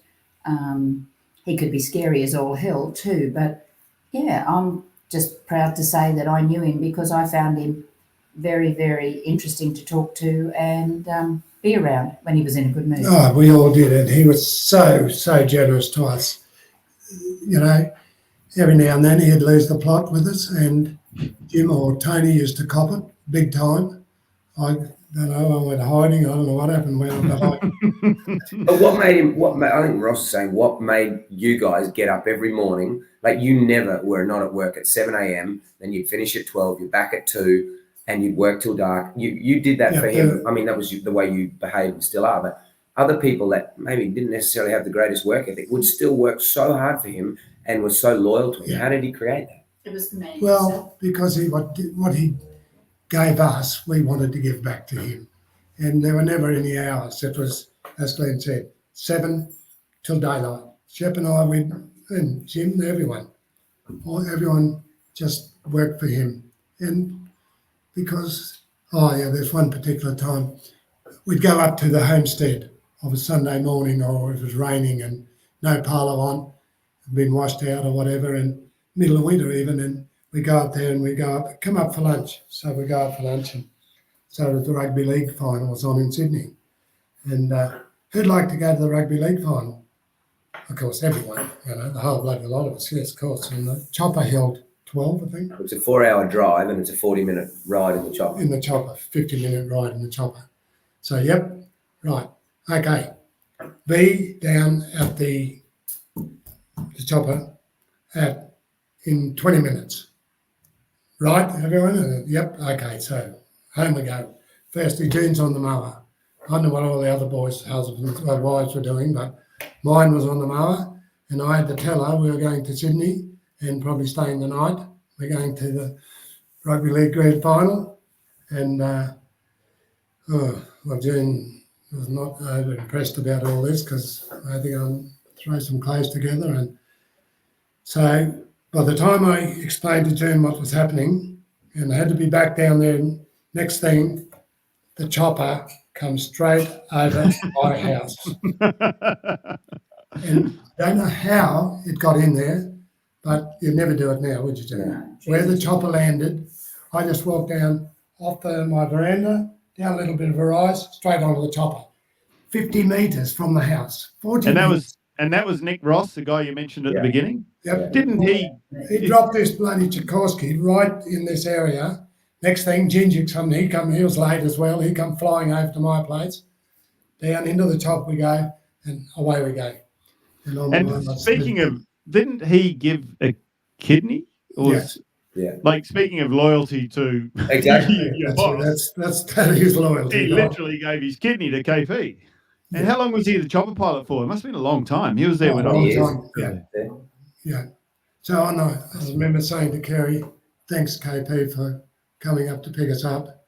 He said, that's okay, Stuey, but it won't happen again. Okay, point taken. Yeah, sorry about that. Point taken. So behind all this was our wives. They were the rock. Linda and Anne Fran and Junie and Helen, and we'd be over there. They were always there, and that was a very important part of the whole show. And Claire and Ginger, and we couldn't have done it without them. Even though we played up like hell, Shep and I, like going, a funny thing, we decided there were a lot of greens coming in and they'd come and go at Elliston. So we decided, Shep and I decided, we're going to put in 2-star pickets at the main gate, about so far apart. Can you explain? Hang on. So we're going to explain. He knows what I'm saying. Ross knows this story. But so the grooms would come to Elliston, and I don't even think I can say this, but they had to be thin. If any of them were a little larger, there was trouble. No. So Dad would put 2 steel. They pretended they'd go and put 2 steel posts at the front gate. If they couldn't get through the steel posts, they had to turn around and go back to Scone. They can go back where they came from. Which is disgraceful. Disgraceful behaviour. These are some of And how many people worked in your HR department? They're kept busy. Oh, kept busy, yes. They were. I'm going to tell just a few funny little things. And down at the brekkie room where people go after polo, they're all there having drinks and stuff. And Sheppy had this little Suzuki rag top thing, and I had the old hot dog, and we'd be down there drinking. And we said, all righty. We went to leave to go home, getting late, and Shep went to start his vehicle and it had a flat battery. So I had a chain in the old hot dog. This was right in front of everyone outside the clubhouse. So I hooked onto the hot dog and I hooked onto the Suzuki, and away I went. Dragged him right up through Veggie Heights, right round and going over one of the speed bumps. Sheppy's little Suzuki's bull bar got hooked over my toe ball on the back of the hot dog. So I kept it so it'd stay there. I could have gone harder and it would have jumped off, but I kept it there. So we went back down to the brekkie room, and here's Shep's bull bar hooked over the toe ball on the back of my thing. Wow. And the chain was still dragging underneath there somewhere. So another day, that had everyone going, and it was stupid. And then another day after we'd finished playing, we promised Paul Honk, that's his nickname, that we'd take him up shooting some kangaroos. So Shep and I were still in our whites. Paul and Shep and I had the whole hot dog again. And I had an SKK Chinese assault rifle with a 30-round mag on it. And so we went up to a place called Branch Creek where all the roos were, and I'd been up there before and I knew where they were. So this was after polo, and it's like 5 o'clock of an afternoon, still daylight. Anyway, we went right round and we never saw a bloody roo. I don't know, they must have known we were coming or something, but we were coming down this mountain like this, and Honk said, there's a heap down there. So we looked down in this little area down there, and my vehicle's on a bit of an angle like that. It's on the same. Honk gets out on the passenger side. Have you heard the story, Ross? No. Honk gets out on the passenger side running board, and he's up on top with the SKK, up on top of the roof, and it's got a sight on it, but you can a sight. Yeah, and he's got the sight aiming down on the roos. He had the barrel right. No, he had the scope right, but not the barrel. And it went, the bullet, well, I'm still in the passenger, I'm driving with the cowboy hat on. I know what's coming. I know what's coming. Shep's in the middle with his cowboy hat on, and Honk's outside shooting on that angle. Yeah, on a downward angle down into the gully. So the bullet went straight through above my head and out the other side. Through the cab, through the roof, out the window. The noise was I don't know how it didn't touch my hat because it's quite high, my cowboy hat was, and it's gone, well, my God, the noise was unbelievable. And I looked down and I had blood coming through my whites on my thigh. And I looked, that's nothing. No, just a small shard of steel. It was a bit of hot metal had gone through my whites and brought blood out. Shit. Well, Honk got out, threw the bloody thing. I said, throw that thing on the back, get in the front. We were white as ghosts and we were a mess. Back home to Elliston and back in and had a few drinks and The story got around pretty quickly what had happened. So that was another amazing thing that happened. One of my, like, because I was only young and at university at the time, but when all the Heggies and everyone, Memo, Carlos, Howard Hipwood were all out at Elliston, everyone playing out there, was KP would say, because people were there, like I said, for 2 months, KP would go, righto, this Tuesday night, we're going to have a fancy dress. KP owned Channel 9. So a semi-trailer would come up from Channel 9 with every conceivable costume or fancy dress outfit you could ever imagine, right? Some of them were props from movie, whatever they were. So sure enough, everyone would get in and they would have to wear fancy dress for the night. It was incredible, wasn't it? Unbelievable. Unreal. And the photos are amazing. And then he would say, righto, we're going to do karaoke. And he would make every one of them do it. So seeing 4 Heggies get up together, singing on the stage in the clubhouse, singing, Everyone. 4 10-goalers, singing whatever they were doing. I mean, and then you'd have the Gemelong team, Marcos and yeah, all those guys that have whatever they Tommy were. Llorente. yeah, Tommy, exactly. Yeah, Tommy Llorente. And in our team, my team, it's Elliston Gray, and was Jim and I and Shep and Howard Hipwood.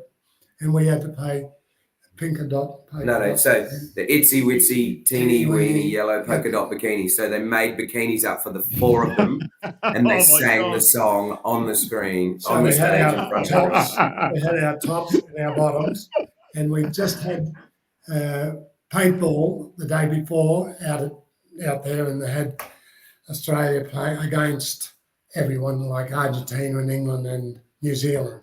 They were one lot, and we were fighting against the others. Well, Sheppy said, I'm going to fix these buggers. So we all had our guns and everything. Sheppy went up a tree. That was the worst thing. He said, I'm going to get everyone down. He's a sitting duck. He can't move. He couldn't move. He's up the tree, and everyone just give it to him. They just happy to poor old Sheppy. Was that a good way to work? First rule of combat, Nick?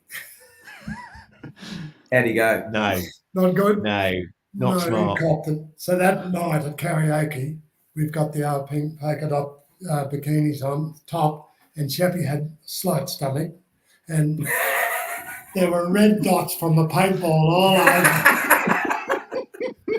And Howard and I had the chorus, didn't I? Jim and Shep had to do the chorus, and we had to do "It was an eeny weeny thing." Oh my God! Well, it was. Imagine Howard Hipwood and Dad doing that chorus of a song like that in a yellow polka dot bikini. Like, it just blows your mind.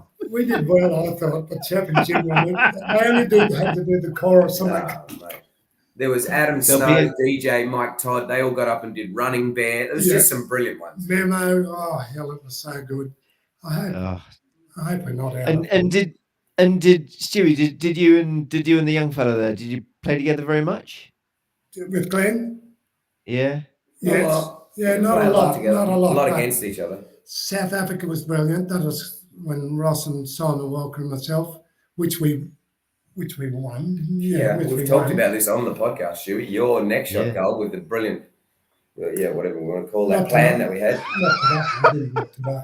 Not today, no. No, we haven't No. talked about it today. I don't think we need to revisit that one. No, but that was great fun. And going to Marla Game Reserve and the people that looked after us. But No, we played together at the The Sydney race. show, played for Australia at the Sydney show. yeah, We the played a three few aside, tournaments together, but mainly against each other. Glenn and I and Mike Todd played against New Zealand, and that was a brilliant game. I played quite a lot of polo against Lalo, and we were a little bit like I said earlier about Neil McGinley and Jim.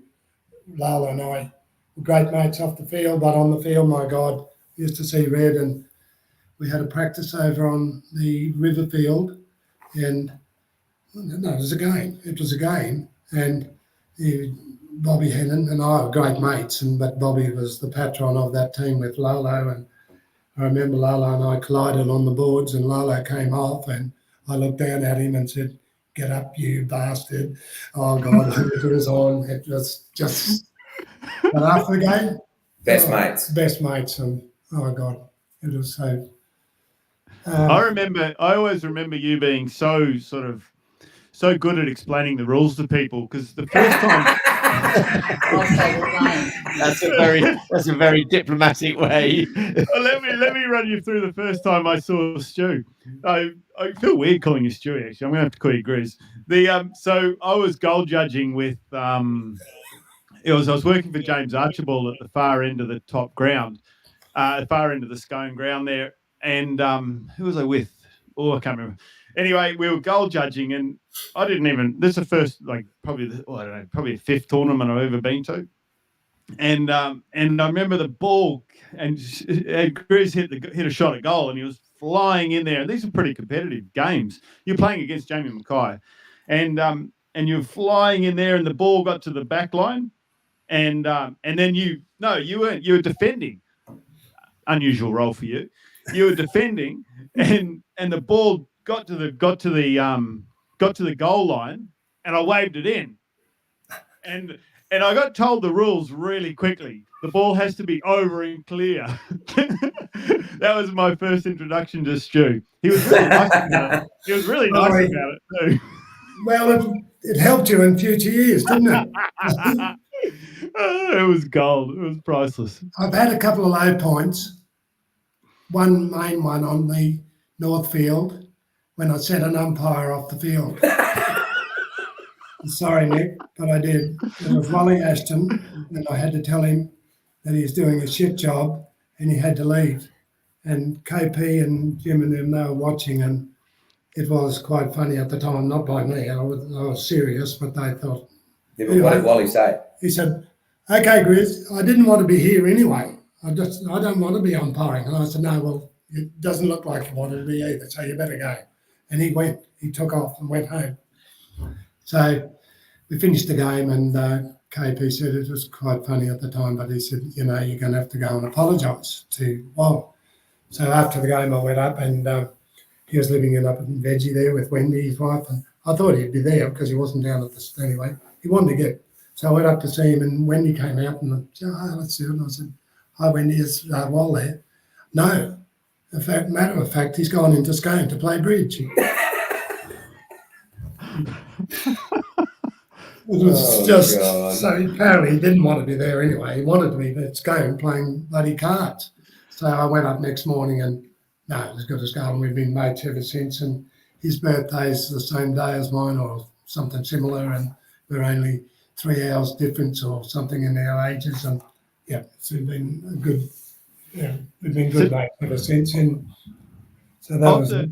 Yes, Roscoe. Of the things that sort of like, and I was chatting to people saying that the Grizz is coming on and stuff.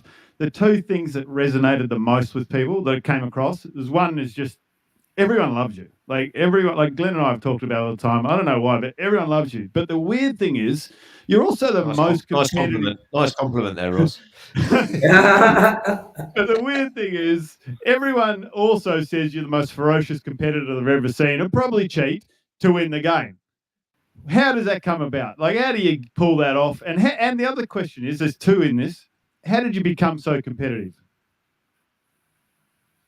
I suppose I was born with it. I don't know.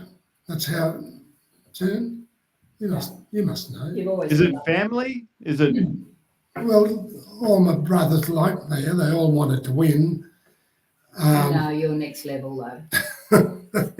Hear that? I'm next level.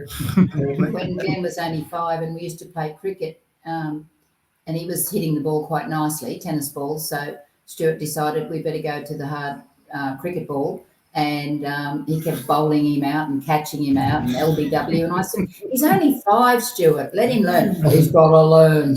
He's older than 5, but yeah. I don't know.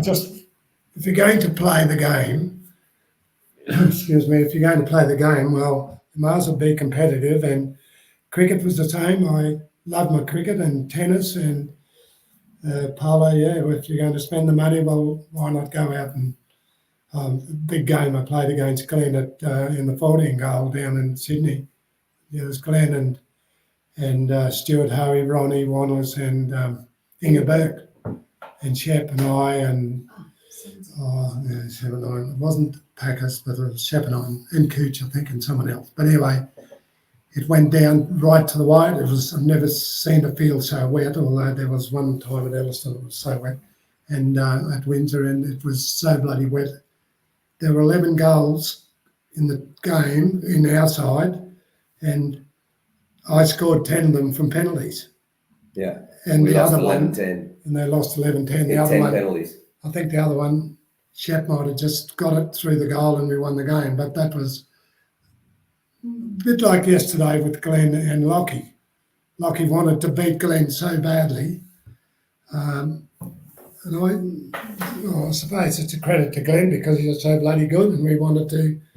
But it's interesting you say. Interesting you mentioned that father-son dynamic. The thing that I was struck by at Elliston, and you don't have to comment on this, but the thing that I was struck by was it wasn't like a father-son relationship that I've seen, a fair amount in the UK. It was like two mates hanging out together, and just having an absolute ball, and just loving being together and abusing each other and taking. And I've never seen anything like it, and I've never seen anything like it since. It's really quite impressive, and I can put it all down to Glenn. I think is Well done, Nick. Thank you. Probably right. Yeah.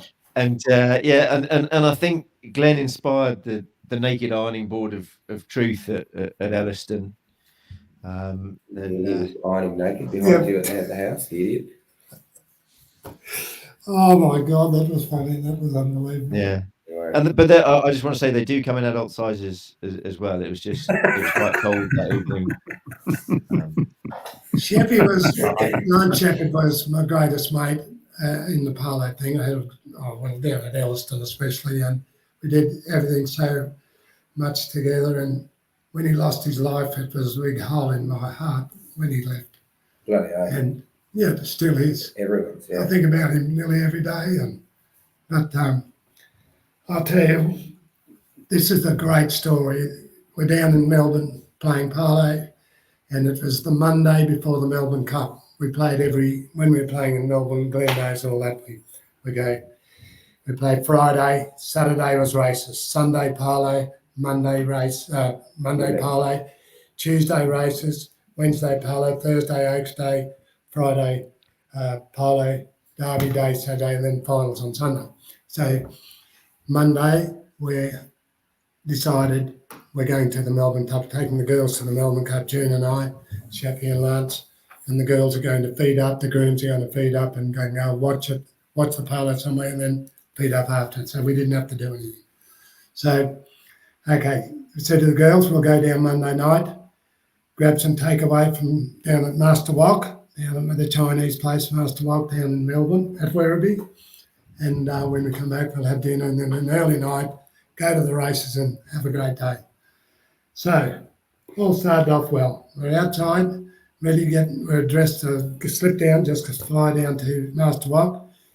Rob Cudmore, Derek Reed and Paul Hunt, they turn up in this little bloody green box car thing, hire car.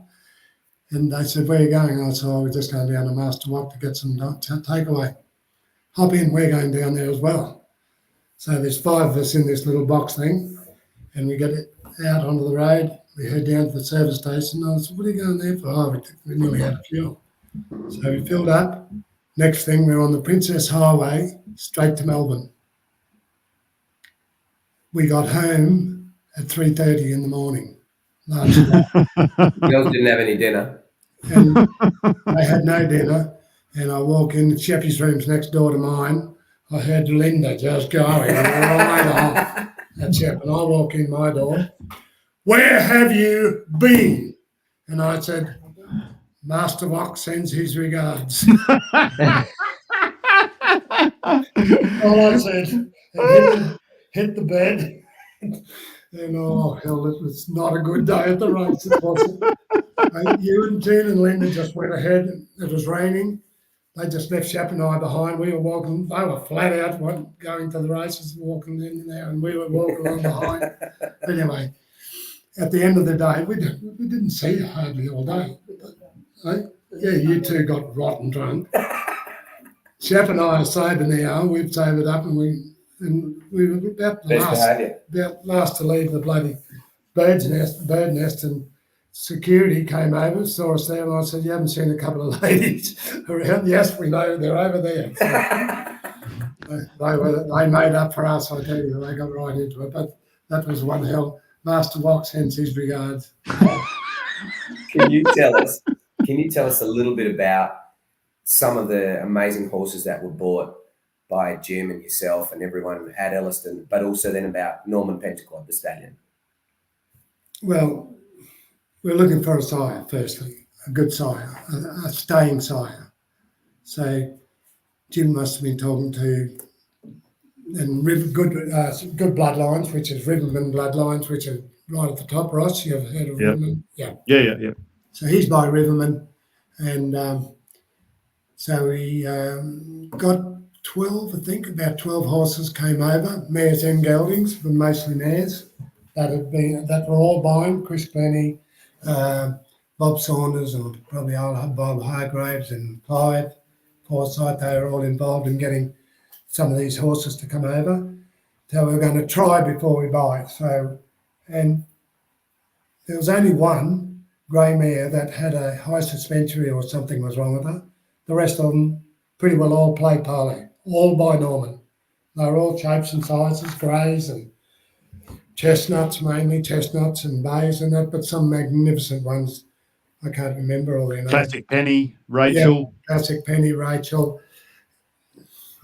Anyway, which ended up, Classic Penny ended up with Pilon. Rachel ended up with Cambiasso in his breeding operation. Some of them went to America, straight to Argentina, and a lot of them went to England. And some of these horses were like 6-year-old, 7-year-old, 8-year-old, and never even seen a polo mallet.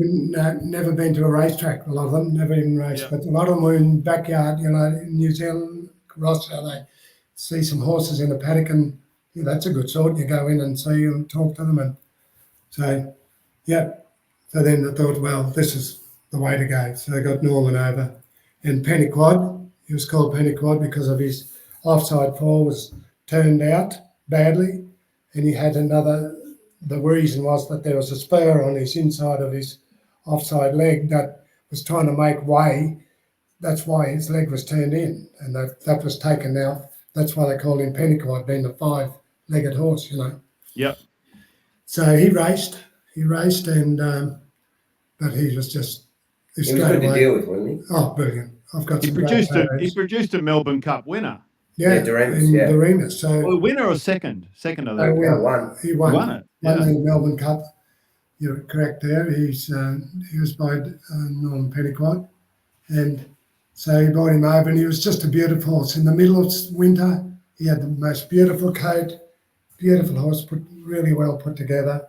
It was a really great move by Jim and. Oh, and the progeny were incredible, weren't they? You could put Norman Pentequod over over any animal and nearly produce a polo horse. It was incredible. Yeah. All his geldings played, all his he was amazing. Yeah, so to the listeners, they might know that don't know a lot of horses. There's a mare called Cube. There's what other horses around? Cube was probably the most famous recent, or one of the most famous recent horses, was it? Yeah. Yeah, and then you've Facundo Perez played with King Power and then went to Argentina. That's right. She's retired now. All those brilliant. There were some brilliant ponies that went overseas by him, and it's exciting for Ros now because she's cloned him, and then she's done her own breed with the 2 stallions they bought from Adolfo, and then she'll be able to put Norman over those, and she's saying that will then be her breed. That'll be pretty cool. And it's amazing that the clone didn't have the 5th appendage. No, that's incredible. That's right. That's exactly.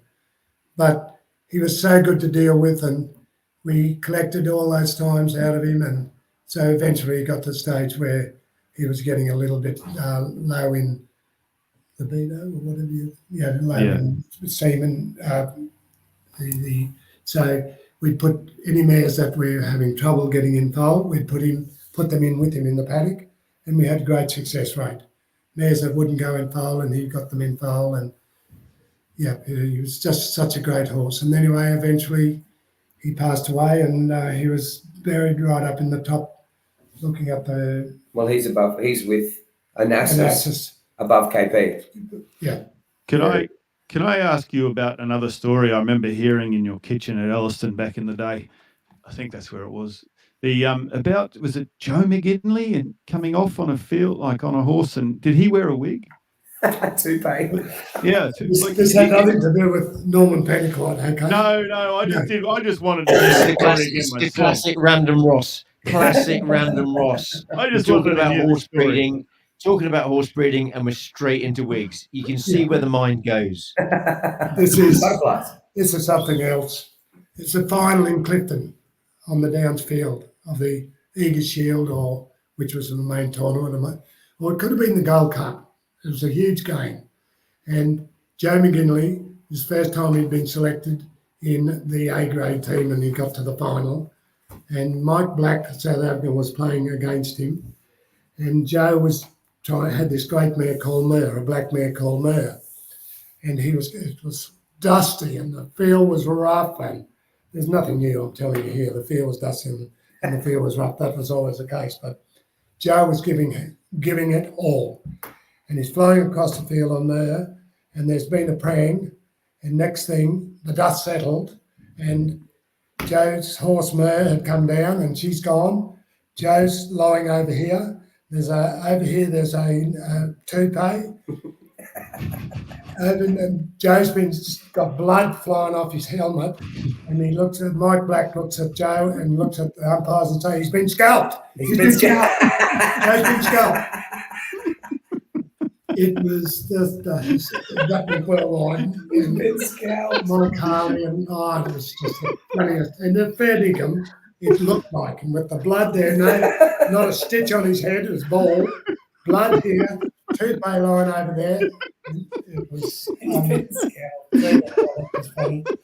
But he got back up and away he went again. Great families, polo families, but I must say that so getting back further, so I had myself, Jen and I had 2 kids, Glenn and Susie. Glenn married Karen, 2 kids, Letitia and Lockie, and great guys and girls. And our daughter Susie, she married Mike Nan from Canberra, and she's got 2 boys, Jack and Max, and wonderful boys. So, yeah. Do you enjoy being a grandparent? I really do. I do. I love being a grandparent. But we haven't touched on... No, so this is where we're about to get to. So 2005, I'm in England. Dad's just been over there and played in a ambassadors tournament at Guards. Won. 4 or 5 goals I was on. Yeah. And it's the last game I ever played in. Yeah. So we played at Guards and set him up, had horses for him, did all that, had a great time with the likes of Harold Bamberg and those guys who organised it. And it was a really fun tournament. I bought Dad a brand new helmet, gave it to him, and then he flew home, got in on whatever day it was, and literally the next day or the day after, was riding out onto the 3-mile stick and ball field on a little mare called Chianti, and you can tell the rest. And Chianti was a 4-year-old out of Old Pinky by Norman, and a beautiful mare. A dirty little bitch.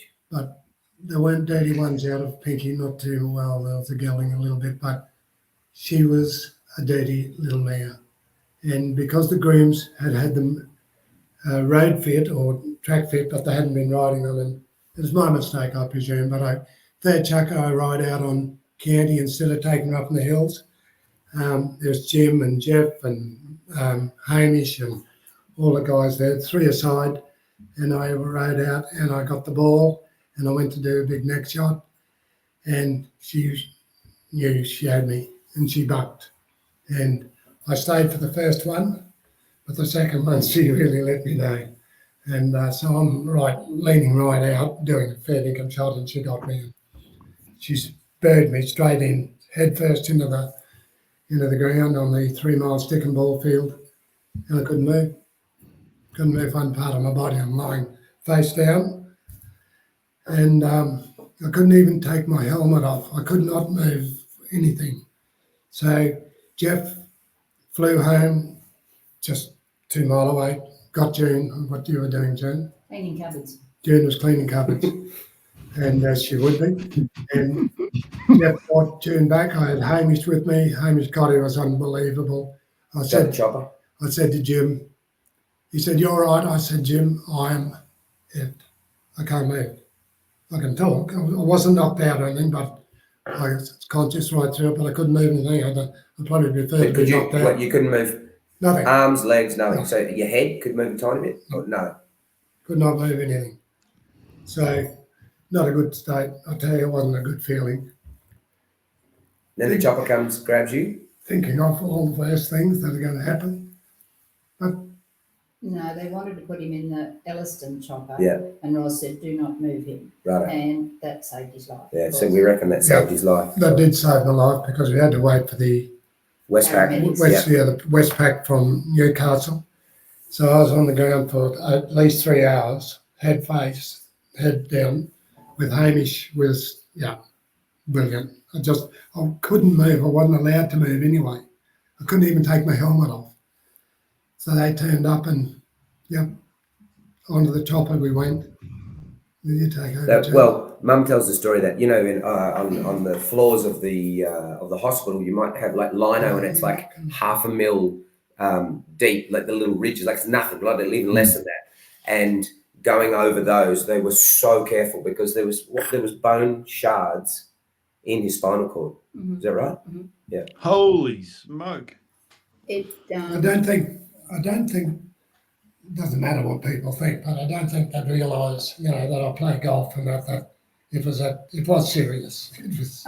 You mean playing now, like the fact that you're playing now? Well, we'll get to that because that's this incredible part. Anyway. After when he went into surgery, it took longer than they thought, and they had to operate in the front to take out bone shards. Then they rolled him over and operated in the back and took out more, and it took over 5 hours to just do that alone. And then when he came out, I said to the surgeon came and saw me, and I said, "I've always considered Stuart a lucky person." He said, "Oh, rest assured he is. He was a fraction of a millimetre from either being dead or a quadriplegic." So, and then when we left the hospital, we were supposed to be there for 3 to 6 months for rehab. We were home under a month because Stuart was so incredibly determined not to be, as he says it sounds terrible, a spastic. He didn't want to be like that. So he worked so hard to do his rehab and whatever. And we were lucky enough that Mrs. Packer offered us the heated pool at the up at the homestead to do rehab in. Yeah. So we were home in under a month. And Ros rang every day. She was incredible. But can you tell the pool story? Because this to me epitomises who Dad is. Yeah. We went, one of the main things he had to do was go in a chair into a heated pool to do his leg exercises. Because you had to be lowered down on a chair. You'd sit on a chair. Like a chair lift down the side and into the pool, then to be able to do some exercises.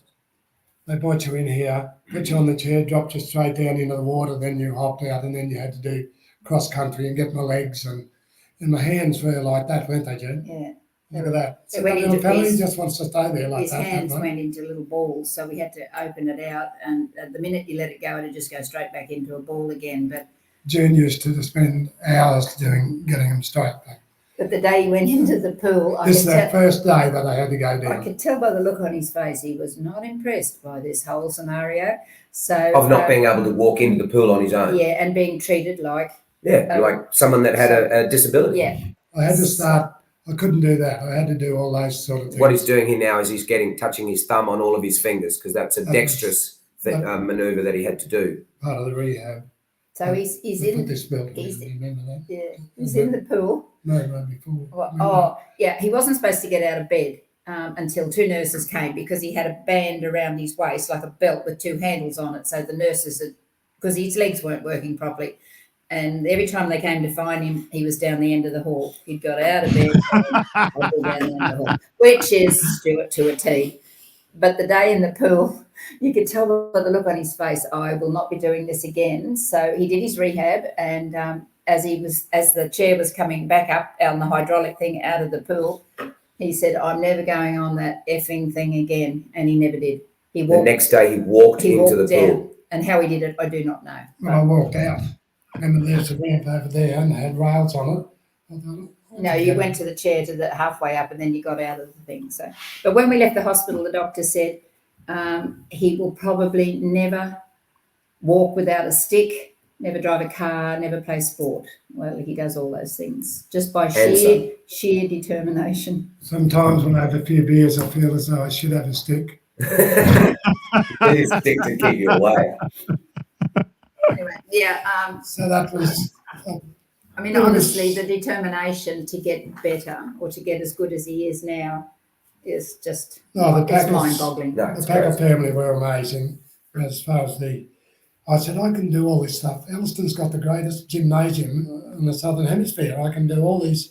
What about a heated pool? No.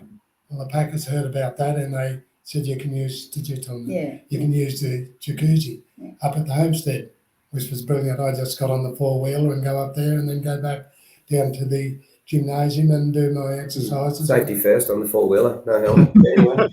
Yeah. What's the worst that can Anyway, happen, it was right? quite What's the worst thing then? It was a memorable year because that was 2005 and that happened in the August, and then KP died Boxing Day the same year. So it was Same quite year. memorable to us. Yeah. But behind all this is my family, Judy, the Rock. Rock. Grizz's best All play. right, Susie, Go, Grizz's Roger. best play. Hey? Grizz's best play, Marion Best June. play yet. He thought it was a near side neck shot in 1925, but it wasn't. Marion June. So stayed at Elliston till 2009, helped out with the breeding, but the hardest part was not playing, wasn't it? 2005. So, yeah, it was. I stayed on 4 years helping Lance and Jono.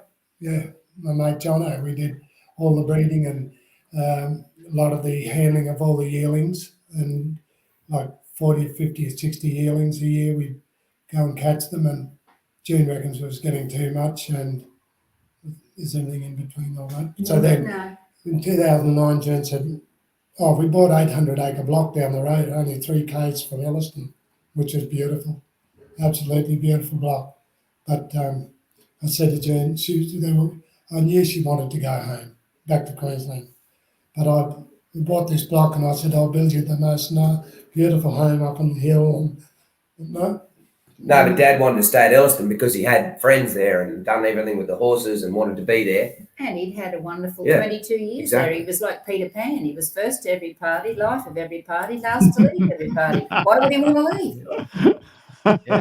But when the wife says pick up and move, You got it, Nick. You got it. so I gave in and I've ended up in Norway. There was one thing I did not say that is to me makes Stuart a bit of a hero to me. Never once in this time, and it was life changing. He went from riding 15 horses to nothing or whatever. He's never once said, it's not fair. Why did it happen to me? He just gets on and does the best that he can. Oh, you better. And I'll than just me, say Stu. one I mean, thing. he's- that all Yeah. the people that visited me in hospital and God, it was just unreal. And like people that rang up and there were so many. Well, Salon, for example. Yeah, Palom, for example, that was, well, you've already Yeah. had that.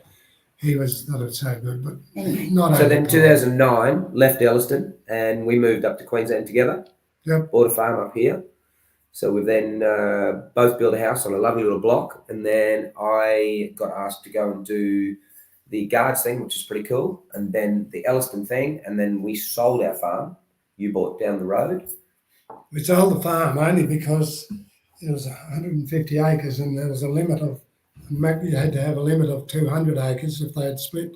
Yeah, When to you split it. split- Otherwise, we would have split They it. wouldn't split anything less than 200 acres. Because that's the local council rules. But I Anyway. think in hindsight, if I wasn't quite so tough with my money, if I'd have gone a little bit like this to the council, maybe that would have gone through. anyway, I'll keep that a bit quiet. This is what I've heard since. Anyway, we didn't want 2 homes, and so we sold that block and bought a block just down the road, a lovely block. And we never intended in selling either of them, but one thing led to another, and now we've got a lovely block now, beautiful, and I think that's where June's not going to move. And So how do you spend your weeks now?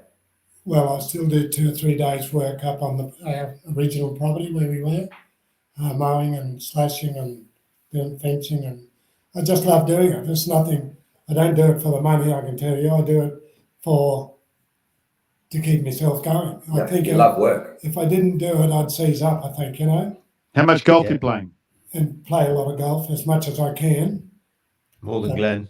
Yeah, it's just so good. I love my But golf. travel, come down with us and come to Polo, come and us, and we live together. So we're up here for 2 months and living with mum and dad. It's just the greatest fun. Glenn's a good golfer. Lockie's going to be a good golfer.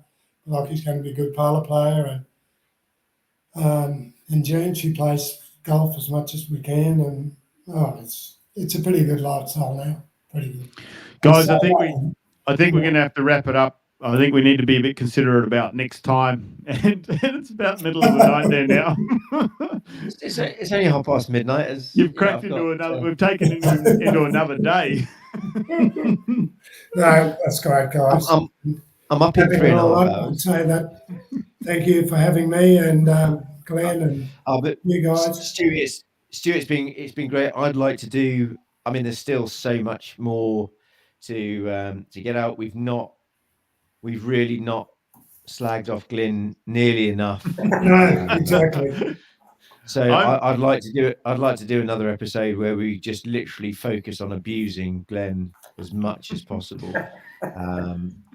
Just because let's be honest, he needs cutting down to size every now and again. So I really like. But thank you so much. Amazing stories. I was thinking I want to hear more, but I do need to get away to my bed. Well, we're at 2 hours 16. We've never got close to this, and it feels like it's flown. And it's so good to hear from June. Thank you so much, June, for getting involved. Yeah, thanks, June. I only agreed to this. I only agreed to this because I knew June was going to come on. That's kind of you, mate. The least I can do. Have you enjoyed it? Yeah, I have actually. Good. Yeah.